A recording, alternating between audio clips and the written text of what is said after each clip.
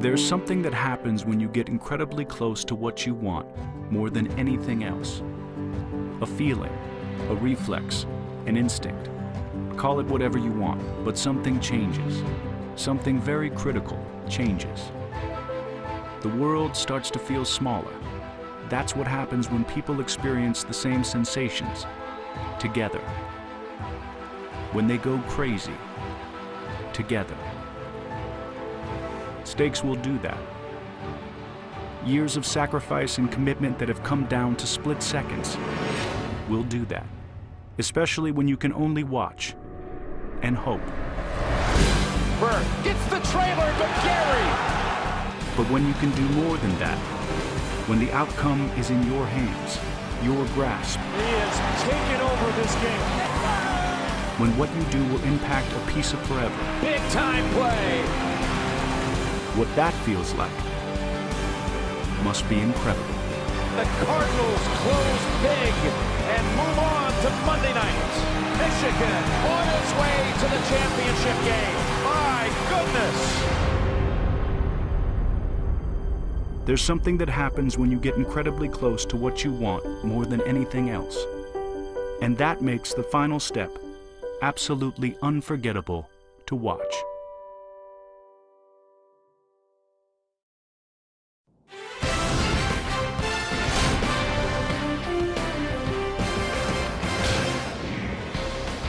That was incredibly close to open the night, and that's what it should be at the end as well. Incredibly close. Nighttime here, championship night in Atlanta. Some 70,000 inside the Georgia Dome, all set for the championship matchup, and it's a beauty.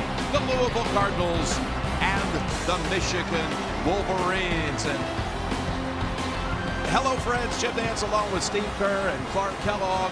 Wow, what a feeling this is here tonight. There was just so much hope in this building for all four teams here on Saturday. But you're down to two, and everybody knows you're that close to the championship. Well, both of these teams, Jim, feel like they are destined for greatness because they've endured adversity to get here. But championships are earned and seized. It's time to go for the grab tonight. And how about the matchup? You got the best defensive team in the country in Louisville, best offensive club in Michigan. One game for the title. Can't get any better. Well, we've got to talk about Louisville first, the overall #1 seed of this tournament. And all tournament long, of course, everybody's been mesmerized by Russ Smith. Yeah. And why not? He might be the fastest player in all of college basketball. He does it in so many ways. Defensively, when he gets a steal, forget it. He gets in the open floor and he scores. Also very capable of knocking down threes like we saw the other night against Wichita State. Look at the points, 25 per game in the tournament. And of course, he gets so much help from his backcourt partner, Peyton Siva. Maybe not the same type of numbers, but he sets the table for this team, and it's their defense. The ball pressure from Siva and Smith, so important. And remember, they've got to do it against a great Michigan team without the services of their backcourt mate, Kevin Ware. Absolutely. And how about this tournament run by Michigan? They make a lineup change to start the tournament with Mitch McGary. What a difference he's made, Clark. He has morphed into a monster in the maize and blue. Shot blocking, defensive presence, dime dropping, making plays for others, and he's doing it off the dribble and from the high post. And yes, he can self-serve, scoring himself. A terrific performance so far, but if Michigan's going to win this championship, guys, Trey Burke has to play like the consensus player of the year that he's been all season. He's got to knock down shots early.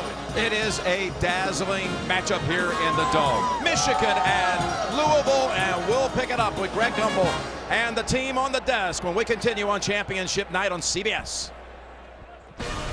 CBS Sports presents Prelude to a Championship, sponsored by the all-new Buick Encore. The next big thing in luxury is small. CBS Sports presents Prelude to a Championship, sponsored by Lowe's. Lowe's, never stop improving. Leading up to the game, I feel like I'm going to pass out with anxiety. I can't eat. I get really nervous. I mean, we go through every emotion. Exciting, overwhelming. You know, it's just been a journey. We're just so proud of him and how hard he had to work to get here. I look at him, I just smile and continue to shake my head, you know, and be proud.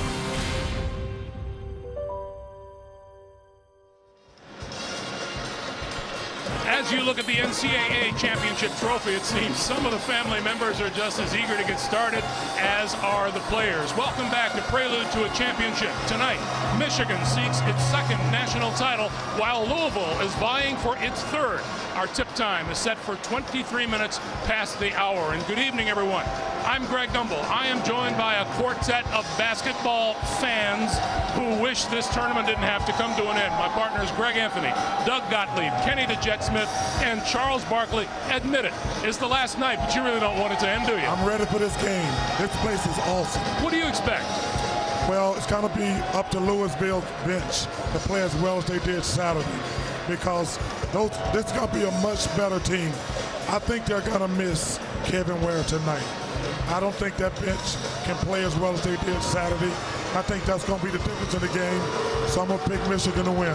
Kenny. Well, I think the one thing that we're going to see is two teams not afraid to go at each other.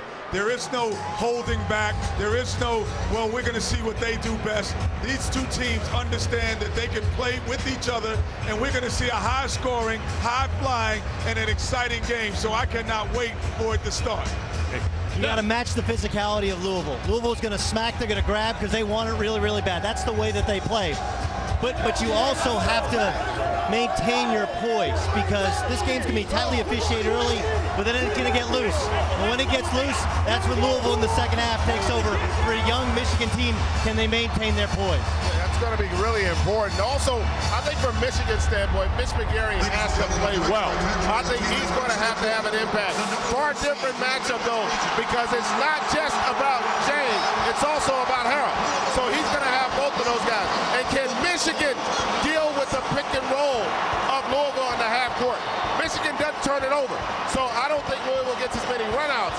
Their half court offense tonight will have to dictate if they want to be national champions. You agree that what Chuck says is and Kenny's going to be high flying and high scoring? I think it will be high flying and high scoring. I think both teams will be intense. But remember, the dome, I think, will have an impact on perimeter shooting, and that will affect Michigan a little bit more. They take more than 23s every game they have thus far in this tournament. Louisville is a team whose guards like to get to the rim. Michigan's going to have to really defend them in penetration. But the biggest problem they got is they got little guards. Michigan got a bunch of 6'4", other than Burke. They got a bunch of 6'4", 6'5", 6 guys.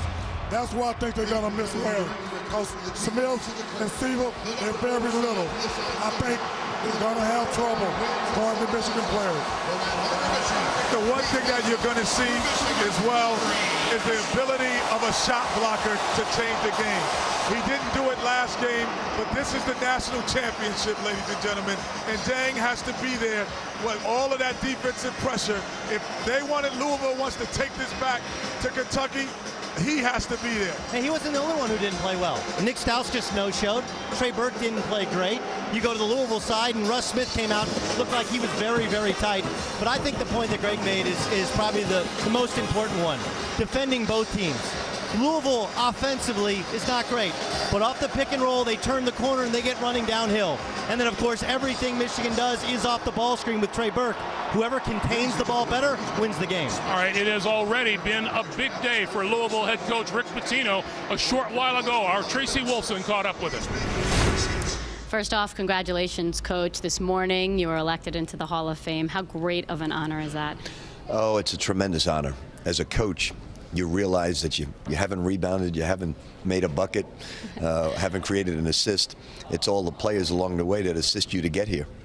Well, let's talk about the game. And you called yesterday the toughest prep day you've maybe ever had. Why is Michigan so difficult? Well, a lot of teams will run a high ball screen, and they'll roll into the basket. They may have a guy along the baseline, but they don't have three knockdown shooters. So if you help off the ball screen, they find the three. If you don't help, they find McGary. And if you don't keep him in front of you, their player of the year gets to the rim. So it's an attack that's very difficult to defend. They're great in transition. So it's a great offensive basketball team, and that's why they're in a national championship game. You mentioned Burke, you mentioned McGary. Who concerns you more? You know, I find, like the other night, we were probably not going to play in the championship game unless a walk-on steps up and makes two big shots and changes the whole momentum. So you have to treat everybody as if they're a game-winning player. And that's the way we'll treat it tonight. Appreciate it. Good luck. Thank you. Thank you, Tracy. Over on the Michigan side, moments ago, Wolverines head coach John Beilein, kind enough to let us listen in on his pregame speech. You just play with poise and you play with confidence, right? You do all those things today, we're going to have one heck of a celebration, aren't we? I want you to envision that. As you're getting out of here, I want you to envision that. Think about what that's going to be like at the end of this whole thing. Then we're walking around that court, cutting down nets, getting it done. Let's go. And our thanks to Coach Beilein for letting us listen in. So before we throw it to tip-off, let's go back to something that Chuck said, and I want to ask you if you agree with. It seems to me, Charles, that you're saying that we can't expect the stars who didn't play well 2 nights ago to continue that way, nor can we expect the guys who played so well off the bench to continue that trend. I think that's a great point. But first, I got to give a shout-out to my college coach, Jerry Tarkanian, and all the Hall of Fame inductees. He was also honored with that great privilege of going into the Hall of Fame. Now, to get to that point, to me, I think this. I think Trey Burke has been the National Player of the Year, the consensus. But I do think that Russ Smith has been the National Player of the tournament. He has been the most impactful. And I think that those three-point shots that you see Michigan miss will create opportunities in the open floor for Russ Smith and Louisville. I'm going to give them the slightest of edges. I like Louisville to win the game, but I think this is going to be a heck of a game. Before we continue, just a few moments ago, one of the big questions, whether or not one Chris Webber would be here in support of the Michigan Wolverines. He is indeed. He's just arriving here in the building, and he will be a spectator from on high, and good for him and good for Michigan. Meanwhile, Doug, this game. Well, look, I think that one of the things Michigan did in their game against Syracuse, they switched all ball screens. That's a big challenge for the big fellas. You know, Mitch McGary, can he stay out of foul trouble if he switches against the guards of Louisville? But I think that we've seen freshmen in big games hit big shots, especially from 3. We saw it from Mike Bibby in the national championship game. Heck, we saw it from Jerry McNamara. I think Nick Stauskas going to have a big night. I think he's going to bury threes. I think Michigan's going to attack that press. I think Michigan wins a very close game. Well, I'm going to take my analytical hat off, and I'm going to go with Louisville because Russ Smith is from Archbishop Malloy, played with the famed coach Jack Curran, who passed away. It's a tribute to him to have one of his players calling the game and one winning a national championship. And Chuck, right off the bat, first thing you said is you like who? I'm going with Michigan. I'm going with Michigan because of the injury. I think that's going to be the difference. All right, Guck. Coming up, Michigan and Louisville for the 2013 NCAA title. We'll see you at the half. Enjoy the game, everyone, on CBS. Ladies and gentlemen, please rise to honor America and those who support our freedom at home and abroad. The presentation of the colors is provided by local representatives from the United States Joint Service Color Guard from Dobbins Air Reserve Base. Also, please welcome multi-platinum, 2-time Grammy Award winner and Georgia native Travis Tritt in the performance of our national anthem.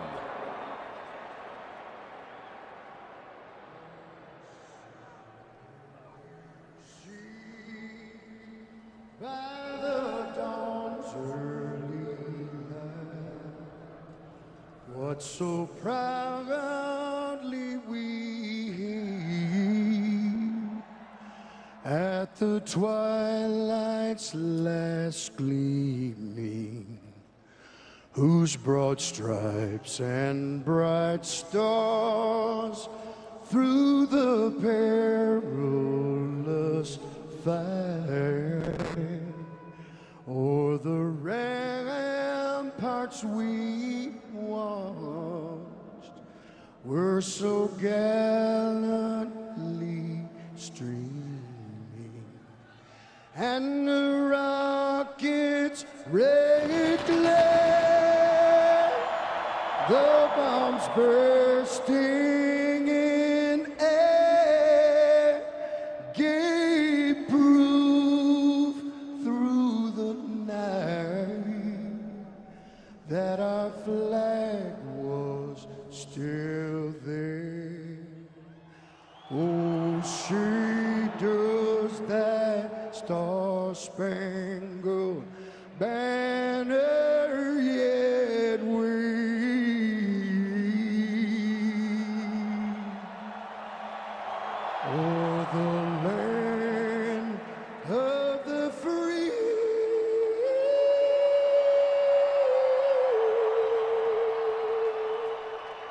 and the home of the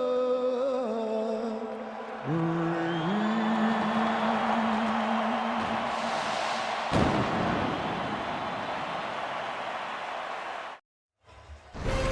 CBS Sports exclusive coverage of the Men's National Championship game is sponsored by Bud Light, LG,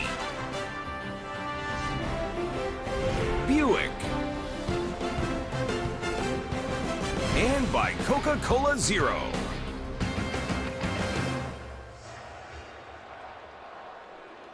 Welcome back, friends, to championship night in Atlanta, Georgia. And let's meet the teams. Playing in their first championship game since 1993. Tonight, they are in quest of their second NCAA title since winning it in 1989. From Ann Arbor, here are the Michigan Wolverines. I play for my teammates. I play for my family. I play for all of Michigan's fans. I play for Michigan. Hardaway reloads it and hits it. That was a no-look pass by McGarry. Are you kidding me? Vince McGarry comes up big. And the game will end on that dunk right there. Michigan on its way to the championship game. We are Michigan. Starting tonight for the Michigan Wolverines. At forward, a freshman from St. John, Indiana, number 1, Glenn Robinson III. At guard, a sophomore from Columbus, Ohio, number 3, Trey Burke. At forward, a freshman from Chesterton, Indiana, number 4, Mitch McGarry.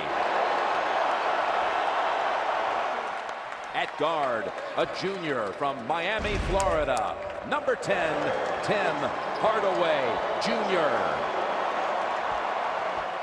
At guard, a freshman from Mississauga, Ontario, Canada, number 11, Nick Stauskas. And now appearing in their first national title game since 1986. And they are seeking their third NCAA championship. Please welcome the tournament's overall number 1 seed, the Louisville Cardinals. I play for all our great fans. I play for my grandmother. I play for my teammates. I play for my family. I play for Louisville. What a play, flying through the air and put back up and in. Doing work down in the big boy area. He has taken over this game. Smith so dangerous. Captain Peyton Siva. The Cardinals close big. We are Louisville. Starting tonight for the Louisville Cardinals. At guard, a junior from Brooklyn, New York, number 2, Russ Smith.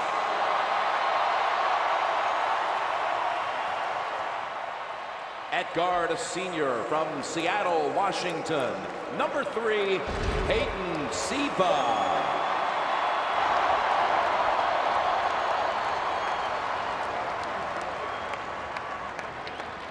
At center, a junior from Kabimmer, Senegal, number 10, Gorgui Chang.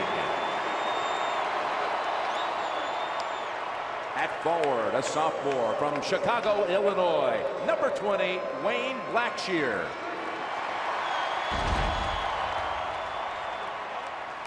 And at forward, a sophomore from Cincinnati, Ohio, number 21, Shane Bahanan.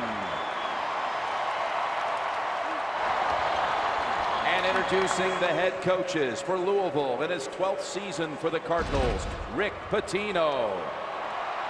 And for Michigan in his 6th season for the Wolverines, John Beilein.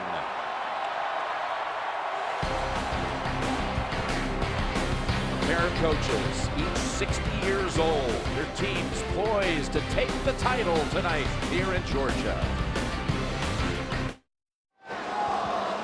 The 67th game of this nearly month-long festival. And it all comes down to this: Michigan and Louisville. The officials who draw the assignment: John Cal, Tony Green, John Higgins. Gentlemen, here we go.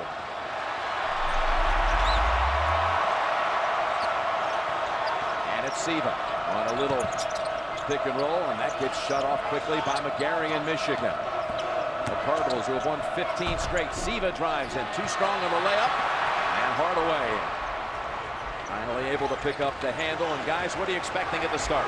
Well, I think it'll be up and down. Both of these teams love to play in the open court. Michigan has so much ability to spread the floor offensively in the half court because of the three-point shooting. But this guy has been the player of the tournament outside of Russ Smith, Mitch McGarry. And for Michigan, you're going to go against this matchup zone defense. A little tricky to figure out, but they get a quick start with Trey Burke. Oh, what a big shot that is. He hits his first one of the night, and he made a beautiful move to gauge it just right over Jang. Nothing like settling a player down who struggled in his last game. Nothing does it better than knocking down your first shot. And here's Smith at the other end. That one took a while, but rolled off the rim, and jumping to get the rebound is Burke, who takes off down the middle of the floor to Robinson. To Burke, he wants it, puts up the three, and hello, championship night. Just what the doctor ordered for the consensus player of the year in college basketball. Shot making early can ignite not only him, but his teammates too. Almost comes up with a steal. Now right back to Jang. And that's Blackshear with a three for the Cardinals. Well, this game has started out exactly like we expected. Both teams up and down. I think both clubs probably a little looser tonight than they were on Saturday when they had to kind of shake off some early nerves. It's Hardaway driving in, and Jang got the block. No goaltending. Siva racing ahead, and he slips but is fouled outside. How about the block by Jang? Nobody does it better in college basketball than Gorgie Jang. Eyeing the driver, which is Tim Hardaway Jr. Perfect timing. And goaltend. It was a goaltend. He actually hit the backboard before he blocked it, so got away with one there. Sure did. Yep. At the other end, the foul's on Burke. Here's Smith, jumper. And Stauskas able to recover and pick it up. Got Smith behind him, running side by side with him. Smith's so dangerous, had 8 steals in the first game of the tournament for the Cardinals, which tied an all-time tournament record. Stauskas to Hardaway with a three. And Robinson rebounds it for the Wolverines. Long misses lead to long rebounds. Louisville has to be conscious of that on three-point shot attempts, and the guards have to be able to get to that foul line area to pluck out some rebounds. Stauskas. Over to Robinson, and here's Burke. What a matchup this is. Smith on it. Burke weaves through it all and puts up the shot, gets it to go, and he's got 7 already here in the first 2 minutes and 40 seconds. He was 1 for 8 the other day, so you knew he was going to come out the Wooden Award winner this season, consensus All-America. You knew he'd come out aggressive, and he's hot here early. Yeah, he's hit his first 3 shots, including one from beyond the arc. This is a matchup I think Michigan can take advantage of. Diana, no, but Jang reaches over and gets it back, bounce pass, and Blackshear banks it home. He was a non-factor offensively, only played 9 minutes because of the play of Hancock the other night, and only took 1 shot and missed it. Yep. So he's off to a nice start here for Louisville. Yeah, Blackshear with all 5 of Louisville's points after, as you said, not scoring in the game against Wichita State. And what a performance that was by Coach Marshall's Shockers, who had the Cardinals 12 down in the second half. Just a great effort by them. Here's Burke. Puts up another one. Thought he was going to draw the foul, but came up short off the glass. And it's Smith slashing in there. That's his best move. Splits defenders and somehow able to contort his body and get the shot. He is something else in transition, guys. He really is. The speed, the concentration, the shot-making ability from all kinds of angles, just superb. How about this up and down the floor for over 4 minutes? As Jang saw that coming inside and tapped it. And and Siva was able to pick it off the floor. Up ahead, Smith. Burke there defending, and Burke got a hand on it. Was in danger of perhaps picking up a second foul, but made a clean play. Now here's Burke. Solid foul first. And the foul is on Louisville's black shirt. Folks, you better keep your head up and stay out of the kitchen tonight. That's right. This one is full throttle. Russ Smith coming at you. We got a tight one, and they're playing it on rollerblades here in Atlanta. Back in Atlanta, all square at 7, and a quick start for Trey Burke has Michigan fans excited. The bank on the runner, the deep three, and then getting into that paint area. That's where Louisville's trying to avoid any kind of drives like that. But Burke off to the quick start. And look at this, Juwan Howard, Jimmy King, Ray Jackson, 3 members of the Fab Five. We saw from the studio earlier, Chris Webber arriving. Jalen Rose in the mix as well. Oh, there's Jalen. Yeah. There he is. Okay. Got that Wolverine hat yes, on. He That's why does. you couldn't recognize him. How about that? They played in this championship game 20 years ago. They played back-to-back years in the finals and didn't win it. Burke getting a break right now. Good time for him to sit back, exhale a bit. Off to a terrific start. 3 of 4 is Trey Burke. And he has the one foul, and I think that's what John Beilein is thinking. He was very close to getting another one as Stauskas is off on his first jump shot. But good time to get Burke out of the game so he doesn't pick up that second. And staying with Michigan with Albrecht on the floor for Burke. Watch the game on the go. Keep up with the stats, social media, and highlights with NCAA March Madness Live. Get the app at ncaa.com/March Madness. So Smith back in after an extra couple of seconds on the bench, and Luke Hancock. You hear the Luke calls from the Louisville contingent, number 11. I hate this pass because of how it brings into play the steal and the possibility for an easy score. It's a bailout. It's a lack of execution when you have to make that pass all the way in the backcourt and not get it inside in your forecourt. Here's Albrecht, and he has not missed this entire tournament. He is now 6 out of 6 from 3 in the tournament. Amazing. I thought the key to that Syracuse game were the big threes, both from Albrecht and LeVert in that first half. That really set the tone for that game. Jang from the outside, and he scores here in Atlanta for the first time. He's got to be a factor. I really think he and Shane Bohannon have to be involved offensively for Louisville tonight. We know Russ Smith has been fantastic. Siva has come up with big shots on occasion. Hancock as well. Brent Robinson III able to convert inside. But in order to counteract this offensive firepower of Michigan, I think Louisville has to go inside to Zhang and also Bohannon in time.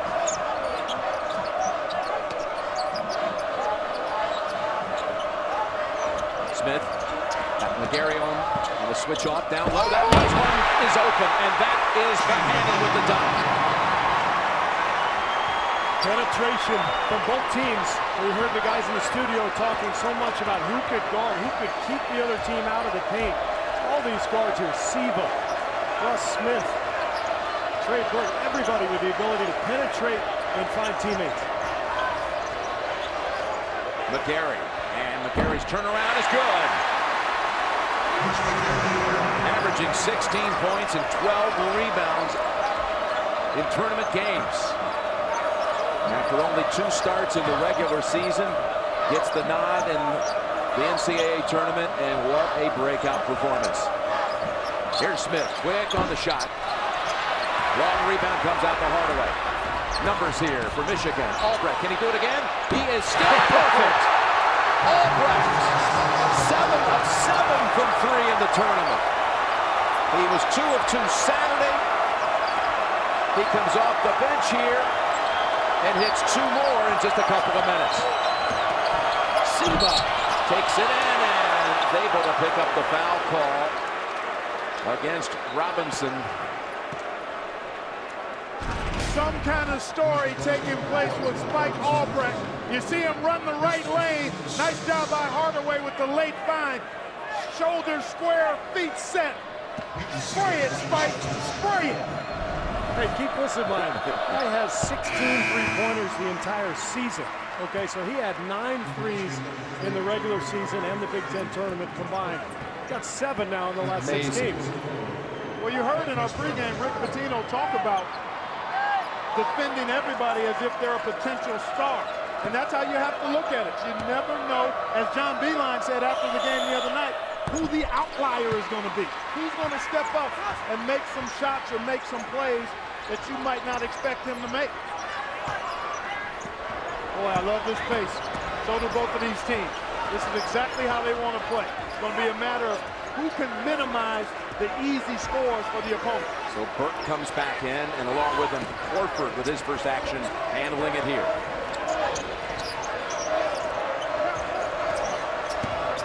And Albrecht.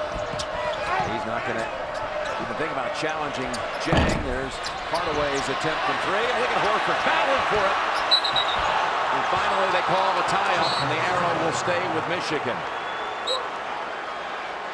I really think this is a good job by the officials not to anticipate too soon in blowing this whistle. They let them wrestle, and ultimately could have allowed it to go on. That's probably what they should have done that last play of that Wichita State game. I agree. That tie-up was a tad Ron quick. Baker. Yep. There's that pass again, Clark. And Jang comes all the way to midcourt and commits the foul. His first.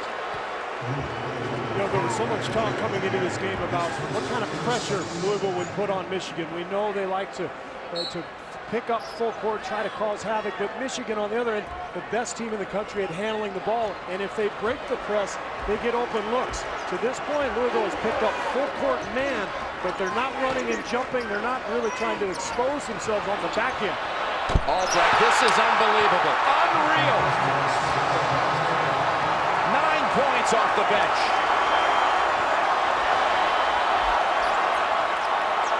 Like an out-of-body experience. Are you kidding? This is a national championship game. How about that move? Able to get to the rim. That's something Michigan has to do a better job of, defending that pick and roll. Well, there's always someone that you least expect who steps up in the championship game, and the early candidate is no doubt Spike Albrecht. A little tournament summary here, this Big Ten Big East matchup. Only the third time they've ever met. What a story, though. A 5'11" freshman from Crown Point, Indiana, Spike Albrecht, hitting all of his shots in the tournament without a miss. Tim Hardaway Jr. was talking yesterday about the team playing a road game this year, and they got off the bus. Albrecht was the last one to get off the bus, and one of the security guards wouldn't let him in. He had to see, he didn't believe he was one of the basketball players. He had to go and get somebody to vouch that he was actually a member of the Wolverine team. Yeah, show him the videotape, Spike. There you go.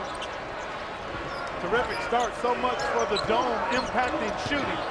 These teams have combined to make 14 of 25 to start. Make it 14 of 26 now. Michigan's got to contain Siva. He's been able to get into the lane a couple of times now. Here's Hancock. He knew he was going to get fouled. And it'll be Trey Burke. As you look at Kevin Ware, and I think he's indicating that's Burke's second as well. Yes, it is. This is a tough call here, and this is what Hancock does really well. But you see Burke jumping by. I think that's a play on. I mean, he jumped. He leaned into leans way over to the left, tries to create contact. To me, you only get that call if the guy jumps into you, not way to the side.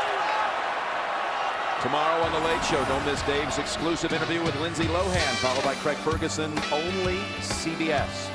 So Hancock has 2 more to go, and what a star he was on Saturday with 20 points off the bench against Wichita State. And there's Burke having to sit with the 2 fouls. This is huge. I mean, this is where you start to worry about the Louisville pressure.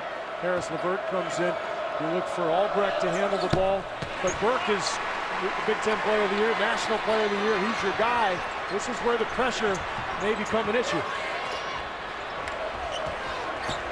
Hardaway. He's got a size advantage over those Louisville guards. And you need to use that size in terms of getting your body between the ball and the smaller defender.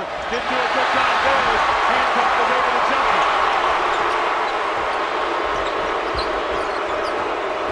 Siva in traffic on the floor. Hardaway able to gain a tie-up, and the arrow stays this way. You know, coach has a different philosophy when a star gets 2 fouls. Some college coaches will say, that's it, we're not playing you the rest of the half. I think John Beilein is just going to play it by ear here. He's got a little lead. His team is playing well. But if things go south, I don't think he'll hesitate to bring Burke back in here in the first half. I agree. He's going to massage it and see how things unfold. And if need be, he'll trust Burke, although he's only a sophomore. He'll trust him to perhaps come back in and try to settle things. But right now, +3. Let's see how they handle the pressure. You want to try to open up the floor with a good ball handler against this full court pressure so that Louisville's not in a position to trap you. And this is what you want to do. Albrecht has to be able to handle it, get it across, and then get into offense. That was the first turnover against the Cardinals, who have brought in Harrell, who's defending right here, as well as Van Treese, who's guarding McGarry. Patino mixing up his defenses as he always does. They're in man-to-man now. There's the steal. And Siva just came right in there with a beautiful bounce pass. Van Treese muscles for the board and sends it back outside. That's twice now Hardaway Jr. has over-dribbled. He's got to be much more judicious with his bounce and move that ball with the pass in the half court. McGarry, well, he turned around and Siva saw he turned his back. And it's batted out by the Wolverines. Burke goes to the bench. 2 quick turnovers already. Nick Stauskas now will come back into the game for Michigan. But the turnovers have come in their half-court execution. I think they've got to go through McGarry when he's on the floor for offense, especially with Burke on the bench. Get the ball to McGarry, use him as a passer, cut around him. And Hardaway Jr. going to sit down because he committed those 2 turnovers by over-dribbling, and that's a double dribble on Gorgie Jang that gives the ball back to Michigan. You know, one of the things that I thought was really impressive in the game on Saturday with Michigan was how well the Wolverines played defense. It was a grinded-out type game, but Michigan did it. Michigan did a nice job defensively, and sometimes that part of its game gets overlooked. Tim Henderson now guarding Albrecht. Albrecht sit now. Hey, I can make him from 2 also. This guy has game now. He hasn't played a lot because he's sitting behind the consensus National Player of the Year. But that benefits you in practice. Who is guarding Burke in practice? Albrecht. Who is Albrecht being guarded by Burke? This kid can play. Look at McGarry, and then from the floor, it's Albrecht up ahead to McGarry. Outside Stauskas. Can he finish it off? Yes! With a 3. From the floor, it all began again with Albrecht. He's no longer Spike Albrecht. I'm calling him Spike Nash for the rest of the night. I mean, are you kidding me? Seizing the moment, taking advantage of the opportunity is Spike Albrecht. And man, has he been special so far.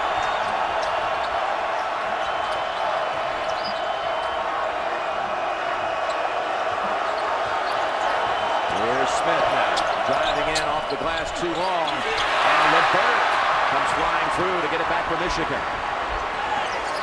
And how big is that shot from Stauskas, who did not make a field goal attempt on Saturday? Such a big part of this offense. Underneath, Albrecht waits and gets to go to the line. Albrecht, who's already set a season high in points here tonight. Well, Jim, I'm going to read some numbers to you here, okay?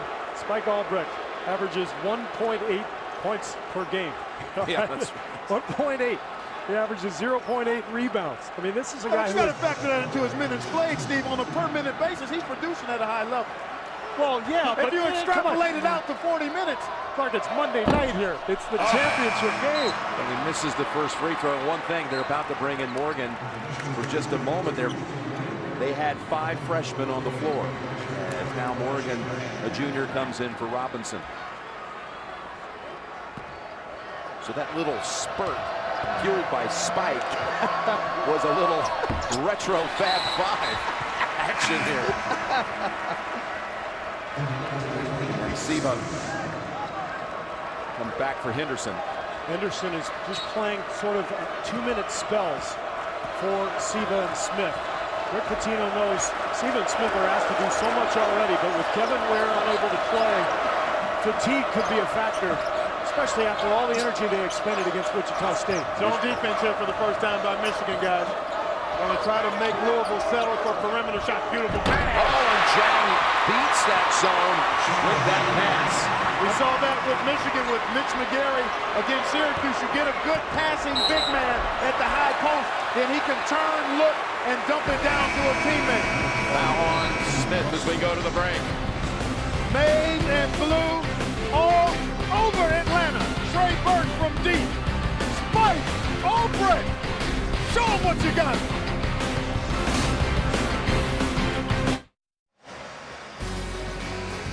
Download the free Masters app and follow all the tournament action. It's Masters Week coming up, and go to Masters.com. Get the real-time scores, the live video, and the latest news from Augusta National. There's John Beilein, turned 60 in February, and he sat in the stands for 30 years at the Final Four, dreaming of what it would be like one day to bring a team here. Of course, he took 4 different schools, programs to the NCAA tournament. And he was there back in '89, the one time Michigan won the championship in Seattle, sitting there with his wife Kathleen in the old Kingdome, and they turned to each other and said, boy, that fight song from Michigan, that's a good one. That's the best I've ever heard. And now they're playing it for him. Exactly. I think I've heard it 817 times in the last 3 days. And it sounds great every time, and that's coming from a Buckeye sitting right here. There's McGary with the jumper off the glass. You know, this team was ranked #1 in the middle of this season before McGary was even a factor. So you think about the talent this club has. Now you throw in McGary, who looks like a lottery pick here in the Final Four. I mean, they're loaded with talent. All right, Michigan had Jordan Morgan up ahead. LeVert almost had it stripped. Morgan underneath. No, but LeVert. He wants to come back out with it. Michigan dominating the glass and knocking down threes. That's why they're up double digits. Or close to it, rather. And up 9. McGary and then Morgan. Blocked again, and Siva saves it right on the baseline. The other thing with this lead is Smith looks like he's going to get right to the hole. There's Stauskas with the block. But with this lead, Beilein's able to keep Trey Burke on the bench. Let's go over to Tracy Wolfson. Well, thanks, Jim. During that last timeout, Rick Pitino really upset with his team's defensive effort. He said, they're shooting 50%. We need to play our game, better defense. We need to force turnovers and wear them out. He said, we need to play closer to the ball because they're not missing, guys. Well, meanwhile, we're going to have Smith back to the line. Thank you, Tracy, who's been shooting more than 10 free throws per tournament game, been living at the line and been scoring at least 20 points in every single tournament game. One of only a handful of guys that's been able to do that and play for the national championship, Jim. 20 plus in the first 5 and then playing on Monday night. So he gets 2 free throws, only 1 of 8 from the field so far as Smith. He started slowly on Saturday and then really got going. To the corner, Robinson blocked. McGary on the floor fighting for it, along with Henderson. And now they call a timeout. And this again, as they keep going back and forth, it's Michigan's turn to keep it. How's that not a foul? I mean, McGary's in midair. He gets undercut by Blackshear. Clearly a foul, but no call right there. Yeah, there's the bump, and he goes to the ground, but stays with it. Eventually forces the held ball. I tell you, the ability of Michigan to shoot threes and space the floor allows them to be a very good offensive rebounding team. It's really hard to cover the ground you have to block out when they're spaced out so far. Well, this is interesting. Is this a technical foul? Maybe a delay of game? Looked like Blackshear, or was it Bohannon? Did we get a hand on the ball before it was inbounded? There's a warning issued against Louisville's Bohannon, so right back to Michigan inbounding, and they'll go with Hardaway on the throw-in. Very rarely do you get a delay of game on the defense in a situation like that on an inbounds pass. Sometimes that's called a technical foul. Interesting. Oh, with another 3. This kid has 15 of the 31. And hasn't missed. That's the other thing, has not missed. just once at the line. I'm not talking about from the field, partner. Bouncing around McGarry there, and it's going back to the Wolverines. Whatever happens in this game, win or lose, we have a new cult hero in Ann Arbor, Michigan, Spike Albrecht, lighting it up. I'm going to repeat, Clark, and I know you got the minutes played and all that. He averages 1.8 points per game. Here he is with 15 in 15 minutes. Actually, less than that. It's a volcanic eruption of epic proportions. And all of this with Berger on the bench, and a foul call against Louisville that has Patino spinning. This is how well the night's going for Albrecht. Looked like he got a little away from himself here. And there's the bump from Hancock and the foul. Rick Patino was going absolutely nuts on the sidelines. First team of 15 foul, number 1 on Hancock. And they'll go back out to Michael Spike Albrecht, who is a young kid, so pridefully wore his baseball spikes everywhere he went. He wanted to prove to everybody he could play ball. His parents named him Spike as a little boy. This time it's blocked. And it's a call against McGarry. One of the things you have to wonder about is Mitch McGarry picks up the foul. Albrecht has not played these kinds of minutes in a game, let alone the championship game. So you wonder about his stamina and his endurance. Does fatigue start to creep in and affect his sharpness? Obviously, Trey Burke has the 2 fouls, so you want to keep him out as long as you can if you're John Beilein. But it'll be interesting over this next minute or two. Actually, you'll have the under 4-minute timeout at some point. Can Spike go the distance this half and still be sharp? Boy, that was a kick ball. Yeah, McGarry got away with. I guess they considered it an incidental kick. Siva, and that's blocked. 4 to shoot. And McGarry. Travel. Boy, this is really something. Getting sloppy here both ways. And the officiating as well has been a little sloppy here. Some very questionable calls. Let's take a look at the kick that happened. No that call. Was an intentional, that's an intentional the most kick. Obvious call in the building. Yeah. And then right here, Siva gets his hands all in there. Boy. Called him for a travel. Yeah. So Louisville with its largest deficit of the night at 10. And Jang, front of the rim. Well, Louisville has to settle down. They're a little out of sync offensively. Forcing shots, not running their offense. And that's going to be on Smith, his second. The 2013 Women's Final Four concludes tomorrow with the national championship game. And yes, it's Louisville against UConn. Coverage begins at 8:30 Eastern on ESPN. For more information, go to NCAA.com. Horford for McGarry. Again, Smith just picked up his second. So he goes out, Henderson in. I like that for Beilein, getting McGarry out. He's prone to fouls. There's 4.5 minutes left. He's a high-energy player, but early in this season, he got himself in a lot of foul trouble. So sit him down when he's tired. Don't let him pick up that next foul. And you're right in the window for the under 4-minute. Yeah, media timeout. Break. Fade away, Hardaway, tough shot. Look at Horford. Well done by Horford. They're really doing a nice job on the offensive glass again. The spacing of Michigan, making it tough for Louisville to box out and clean up the defensive board. It's Albrecht for 2 more. He's not tired. Forget about what I said. He's on adrenaline, and he is flowing like he's never flown before on the basketball court in college. His all-time high in his freshman season was 7. He had 7 against Ohio State in one game, 7 also against Syracuse, and now he's come up with 17 on championship night. CBS Sports exclusive coverage of the men's national championship game is sponsored by Allstate, Mercedes-Benz, Reese's Peanut Butter Cups,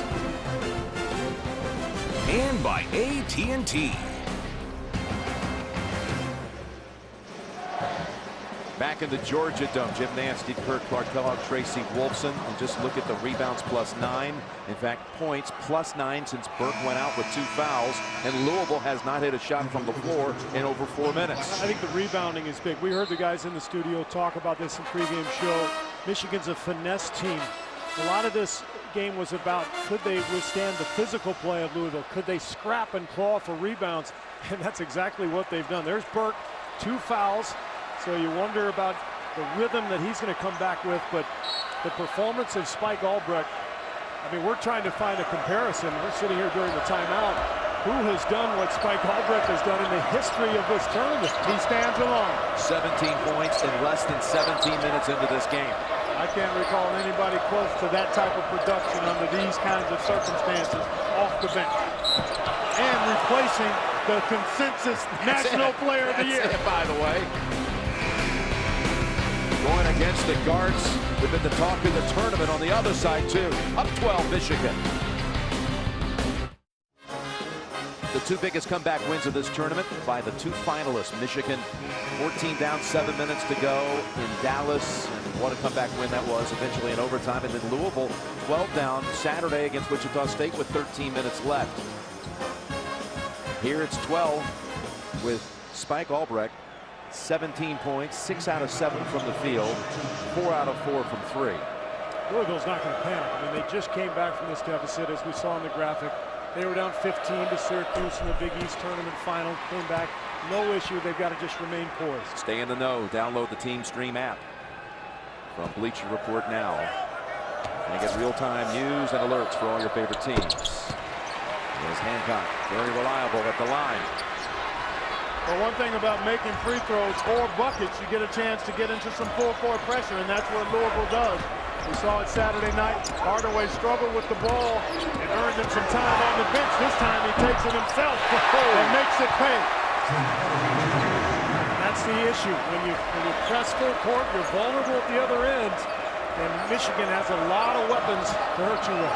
And that time, Hardaway much stronger with the ball, Steve. Yeah. The 2 turnovers he committed, he was sloppy and soft with it. That time he was very aggressive with the basketball. The timeout called from the floor by Louisville.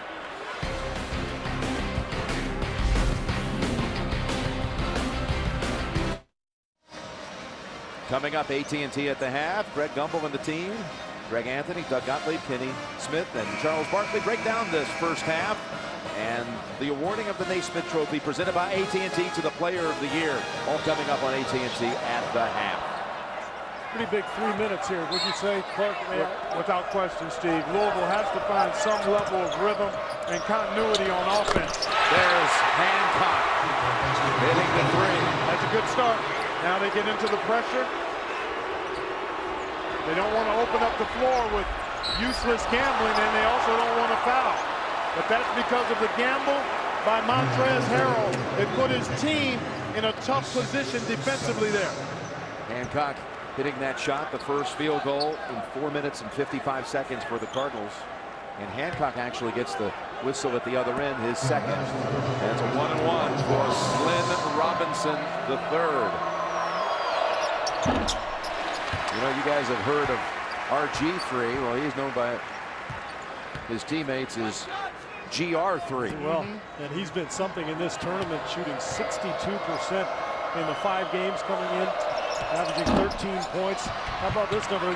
Michigan's 21-1 when Robinson gets to double figures this season. In a lot of ways, he's the barometer, kind of the X factor for the Wolverines. Agreed, because he doesn't need plays called. There's Hancock again.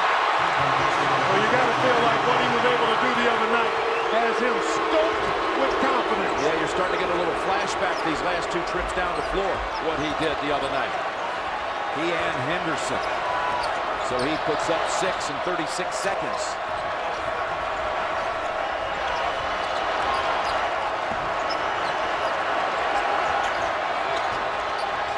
And look at this matchup. Jang outside on Albrecht. That means his teammates have to be ready to help him if he gets beat. He's got 4 to shoot. Outside Levert, that's wide. And Siva surveys up ahead. Pretty good job by Jang.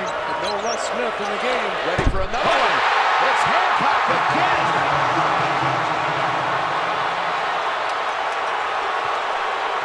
thinking, no Russ Smith, you can't get transition baskets here, but you can get a long jumper from Hancock. He's on fire. 9-1 run, timeout, Beeline. I think Hancock wants to issue a challenge to Albrecht. Let's take this man-on-man one-on-one and shoot this out for the championship.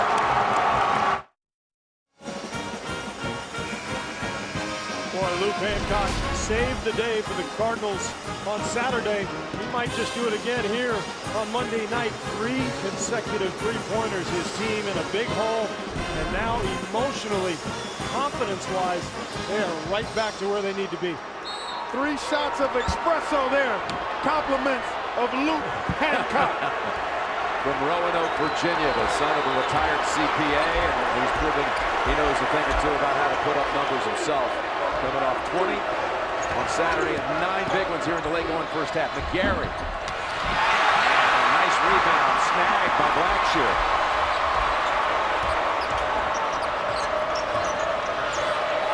And here's another 3. Van Treese grabs it with one arm and is going to stay with the Cardinals. Well, I think you've got to be intentional about trying to find Luke Hancock. He's just knocked down 3 as Burke continues to sit with the 2 personal fouls. Gorgie, Jang, returned. Van Treese had a nice defensive stand against McGarry and a big couple of rebounds. Jordan Morgan comes in for Michigan. So some shuffling of the deck. McGarry, does he have 2 fouls? McGarry, or is he just with 1? Just one.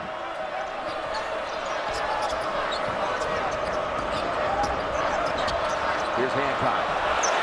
Oh, my goodness. That is 4 in a little less than a minute and a half. Single-handedly bringing Louisville back to this game. There's a Louisville crowd in the background chanting Luke. He's the one guy that can match the Michigan three-point shooters, Luke Hancock, and he's done it to the tune of trying to get his team on the lead. And up ahead to Siva. Elbow attack by Harrell, and just like that, in the blink of an eye, Louisville comes from 12 down to take the lead. It's first of the night. 8 seconds to go in the half.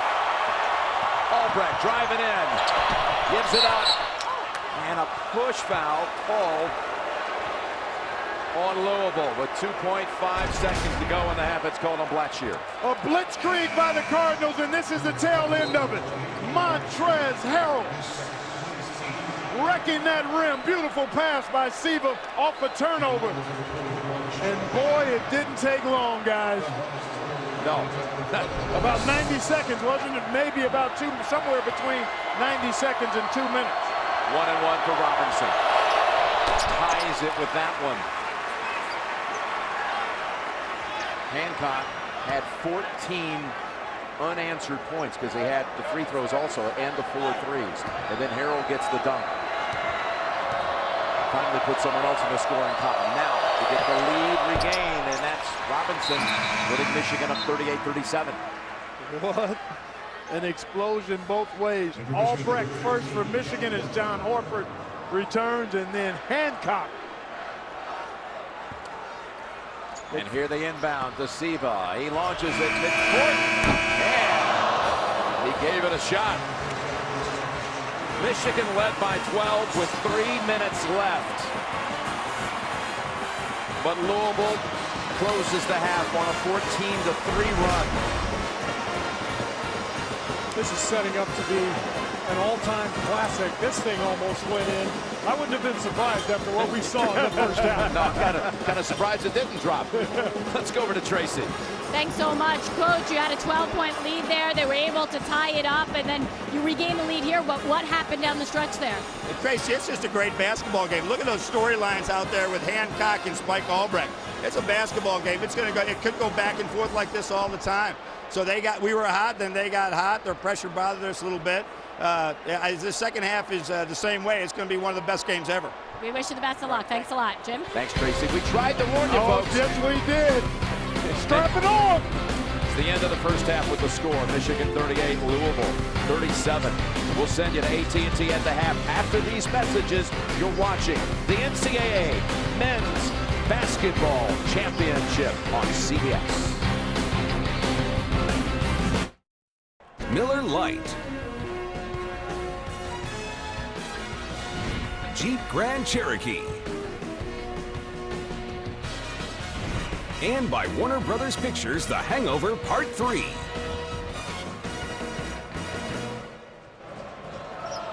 Let's take a look at the first half stats presented by Coke Zero. Consider Trey Burke played 6 minutes in that first half.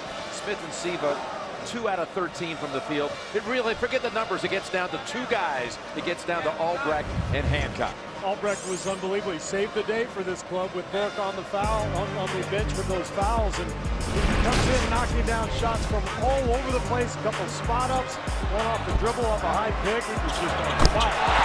Can you say ABA shootout? Yeah. Knocking down threes. Hancock made all 4 of his, as did Albrecht. And this was just a terrific display of shooting. Albrecht 17, Hancock 16. And just a moment ago, Coach Beilein of Michigan talked with his assistants about how to stop Hancock. He only got one out of the ball screen. The other ones he was coming off screens. That's not the issue, and the other was the transition. They were just rockets. They were him coming right off the side. I mean, we got to be attached to him and not let him get him. The other was a transition. And the other points were a turnover, right? We're great. We did a great job. Are you kidding me? How many turnovers we have? We had 5 turnovers. 5 turnovers and one later on. That's the word for Michigan. Let's go over to Tracy. Well, thanks, Jim. Rick Pitino called Michigan the best shooting team he has seen in 20 years. He said they are just so tough to guard. He said we weathered the storm, though, because of Luke, but his biggest concern, there's 7 offensive rebounds and 50% shooting by Michigan. Jim? All right, thank you, Tracy. Guys, 25 years ago tonight, I was sitting on the set in Kansas City. Come up to me at halftime, and I look up, and it's 50-50, Kansas, Oklahoma, at the 50th Final Four. So we have the opening ceremony here on Thursday night, and all the teams are there, and I say, look, I'm expecting Monday night 75-75 at halftime. Now, it didn't quite get there. It felt like it, but it does add up to 75 first half points in what has been every bit as good and beyond what you promised. Mr. Numbers, bringing it all together. And now, if you're Michigan, I think you got to get Burke back into the game. Sometimes you sit out so long in the first half, you can never find your rhythm. I would look for John Beilein to run a play for Burke, trying to free him up early. That's Blackshear hitting the 3. He's having a nice night. The inbounds passes off Siva. Blackshear named here by President Mark Emmert on Thursday night, the Elite 89 honoree for the top scholar athlete. And you see that's top scholar athlete at the Final Four. So you saw Smith on the bench. You know, it's not to start the second half. 1 out of 9 first half. I saw him take a little bit of a hit midway through that first half, and he came up a little gimpy. Perhaps he may be suffering a bit of an injury, and also the hot hand of Luke Hancock. I've got to think he's hurt and just isn't able to go. National championship game, he better be hurt. He does have 2 fouls, but I can't imagine that's why you would leave him on the bench to start the half. How about being 1 out of 9 from the field? You think there's just a little message there? He's averaging 25 a game in the tournament. He's your star. 4 to shoot. Here's Burke. Gives it up. Robinson. What a shot. And he got fouled. No call. Got raked right across the arm. Michigan going back to the first half. That's the first bucket in over 4 minutes. Siva. And Robinson got a hand on it.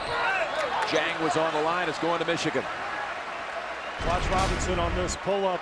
One dribble. Watch Blackshear right there, all over his elbow. Reaches in. That should have been an N1 there, but Robinson with a great concentration knocks it down. And let's go over to Tracy quickly. Well, guys, I just had a chance to talk with Louisville athletic trainer Fred Hina, and he told me that it is just a coaching decision, nothing wrong with the leg, although I will tell you that when Russ Smith came out of the locker room, he looked extremely frustrated, guys. Well, there you go. Probably had just received word he would not be starting the second half. As Hardaway drives in and draws contact. Hancock. Now this is a concern for them. That's 3 on Hancock, and Rick Pitino grabs Russ Smith and sends him to the scorer's table to check in.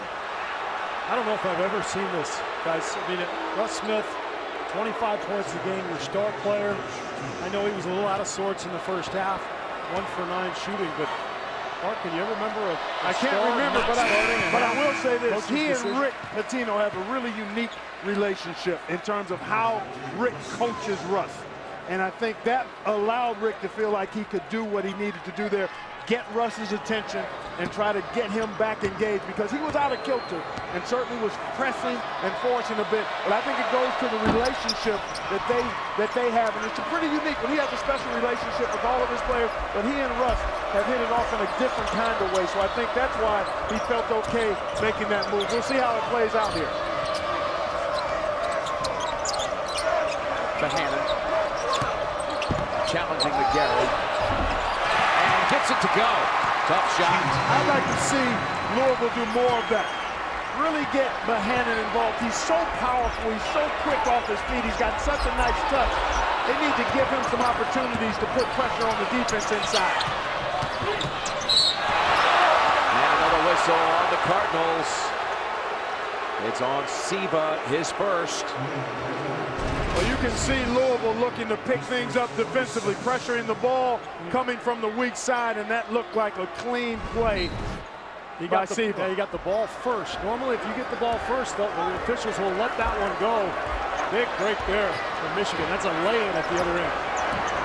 Bird, he's hit some big ones from the outside in this tournament, and he does it again. From way outside, I'm talking about. That's one of his greatest attributes, Jim. He's a terrific quarterback of his team, but off the dribble, if you go under that screen, he can hurt you from deep. And it's his first made shot since 17:21 on the clock, first half. Of course, saddled with the 2 fouls and set for 14 minutes of that half. Now, Bohannon wants to do it again, but he traveled first. And this isn't a case where the defender goes, well, actually he did go under the screen, and that's exactly why he got burned. Burke thought he was fouled, but Siva elected to go underneath, and because Trey Burke can shoot off the dribble so well, you can't afford to go underneath. Mostly man-to-man for Louisville. They played the matchup zone early in the game, got burned a few times. They've been mostly man-to-man with switching late in the clock. They've got McGarry underneath, and he converts. That's the problem when you switch. Jane gets caught all the way on the perimeter, and Rick Pitino's going to call timeout. He didn't like that defensive stand at all. McGarry getting right to the basket. Michigan ups the lead to 4. Michigan in the midst of a little 8-2 mini surge. We're going to take a look at Trey Burke being patient, using the pick and roll. The switch occurs. There's Jane on him as a result. McGarry's going to roll to the goal, and Trey Burke going to do a nice job getting the ball swung, and then Hardaway's able to get it inside to Mitch McGarry. But that's excellent work by Trey Burke, probing, engaging the big, and forcing that switch. And the reason for the timeout, Siva didn't follow through with the switch. There was a miscommunication. He was trying to get back to Burke. Jane was staying with the switch, so Pitino trying to clean that up. Louisville has 2 timeouts left. Michigan 4. And Siva dishes. Bohannon. McGarry reached in. That's all Peyton Siva. That's the second on McGarry.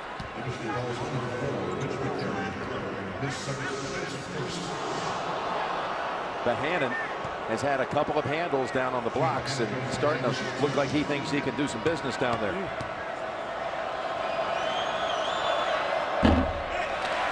A champion is about to be crowned, and right after the game, get your official championship gear at the official store of the NCAA, ncaa.com/shop. When I see this kid play Bohannon, you know, I think of guys, Corliss Williams, Rodney McCray. Oh, that's a good call. I saw Rodney in the concession area while I was walking around canvassing the beautiful Atlanta, Georgia Dome, and grabbing a snack or two as well. Yeah, part of that 1980 Louisville championship team, built the same way. Yeah, that's a good call. Yep, same type of body, same type of explosiveness. Bounce pass to Stauskas. Pick it up. You don't want to keep trying to dribble it. Well, Siva, so smart. He got there. And now Stauskas comes right back reaching in. on the floor. What a play. Throws it up ahead to Burke. And gets fouled. And it's going to be on Siva. What an effort from Stauskas after it looked like Siva was going to race down and maybe get a layup. And he just pulls the ball out of that scrum and finds Burke. There's the foul from Siva. Good call from the official there. How about every possession in this game? I mean, they've all got their own story. I mean, it's just... This has been terrific. This is actually a playground game on the biggest stage because these kids are going after it. They're making shots. They're making plays. And this is exactly what you want to see in college basketball. This game, to this point, worthy of a championship.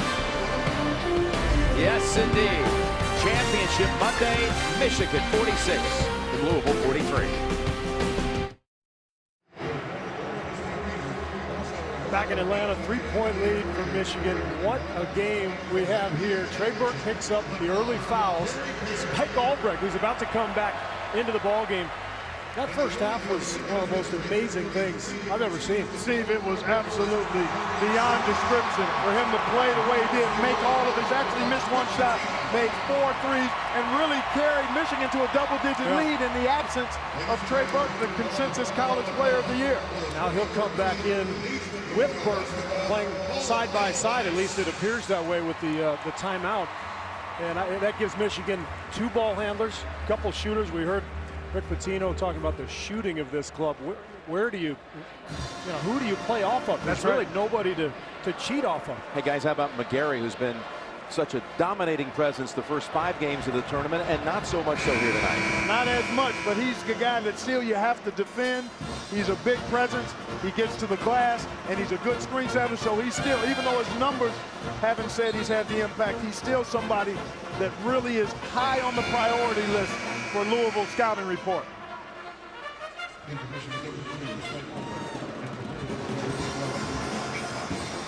Six points, 3 rebounds for McGarry, averaging a double-double in this tournament. And the numbers don't always tell the story, obviously. He's rolling to the rim, which is freeing up some of those shooters.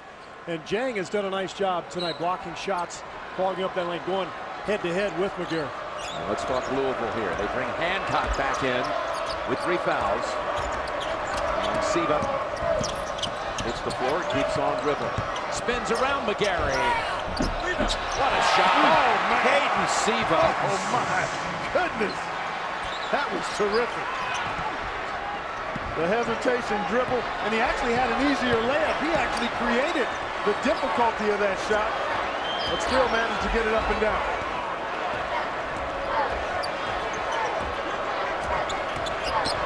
Albrecht gives it up to Burke. Gets a couple of picks. Got Jang now picking him up. And Luke Hancock defending McGarry. They got to find a way to get it to him.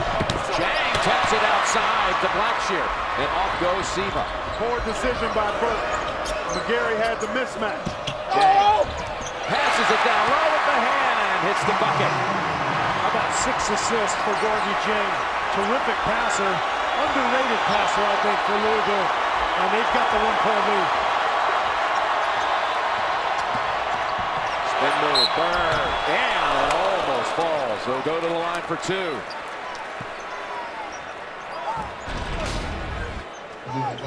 Nice look here by Gorgie Jang, and Bohannon so strong, just able to bump off Tim Hardaway Jr. there for the finish. But I like that action. The 2 big guys working together inside for Louisville, I think can be effective. Second foul on Jang, and 1 more coming for Burke to attempt to tie it again. One network has the #1 show, the #1 comedy, the #1 news show. And we thank you, America, for making CBS our nation's most watched network. Clark, you mentioned early in the game the matchup with Bohannon and this small Michigan front line. Robinson playing the 4 spot.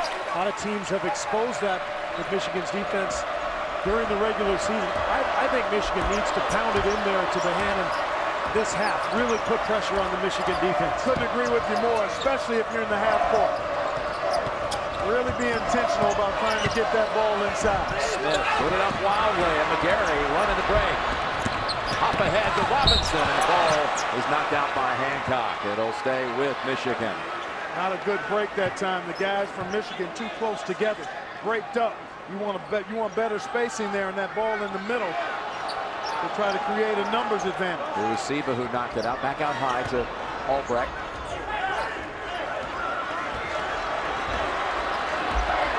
Albrecht and again Burke together on the floor.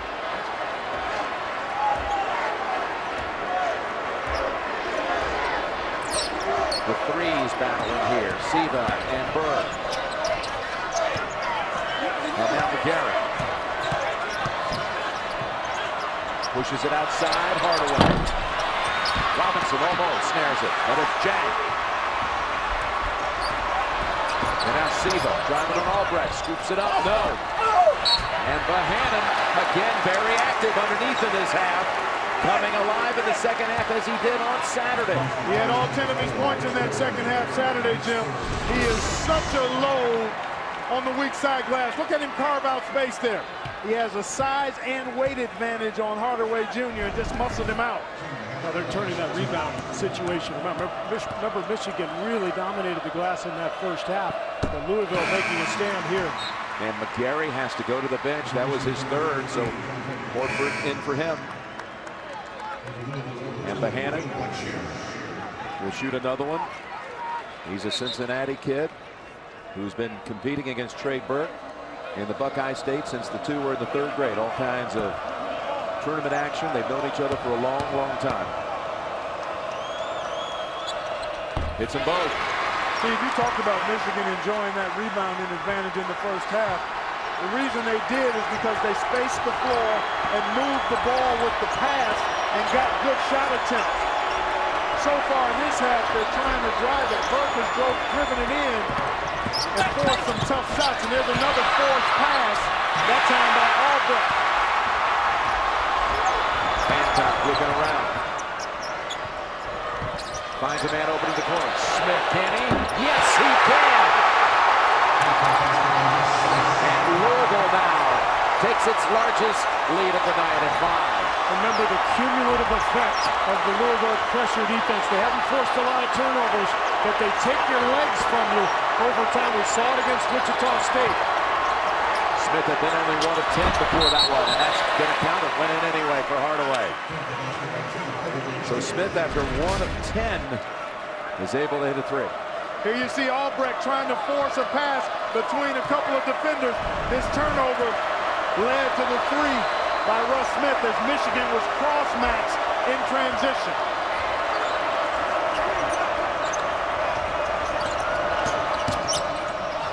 Blackshear. Bohannon tipped it in. He's now got 13-9 coming in this half. I think Michigan has a matchup advantage with Russ Smith defending Tim Hardaway Jr. if they can get it to Hardaway Jr. in that 10 to 12 foot area where he can turn and shoot over or backing down with just 1 or 2 dribbles. That's going to be Smith's third foul there, holding. You're right, Michigan was going after that matchup, trying to bring Hardaway off of a screen, and Smith just grabbed him. Siva, brief break. And in for Blackshear. Blackshear's exhausted. He's playing so hard. He is gasping for air over there on the sideline.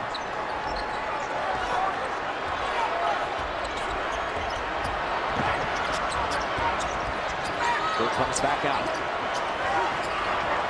Uses the screen from Horford. Puts up the 3. And he's hitting these shots tonight. There's no defense for that. Where have we seen that one before? Kansas? You saw it. I mean, that was like that exact same spot. I think Bill Self's still having nightmares about that one. Burke has 14. Siva feed the corner, and Smith. Long rebound, Burke. Want to push it up ahead. And Siva's going to be called for his third.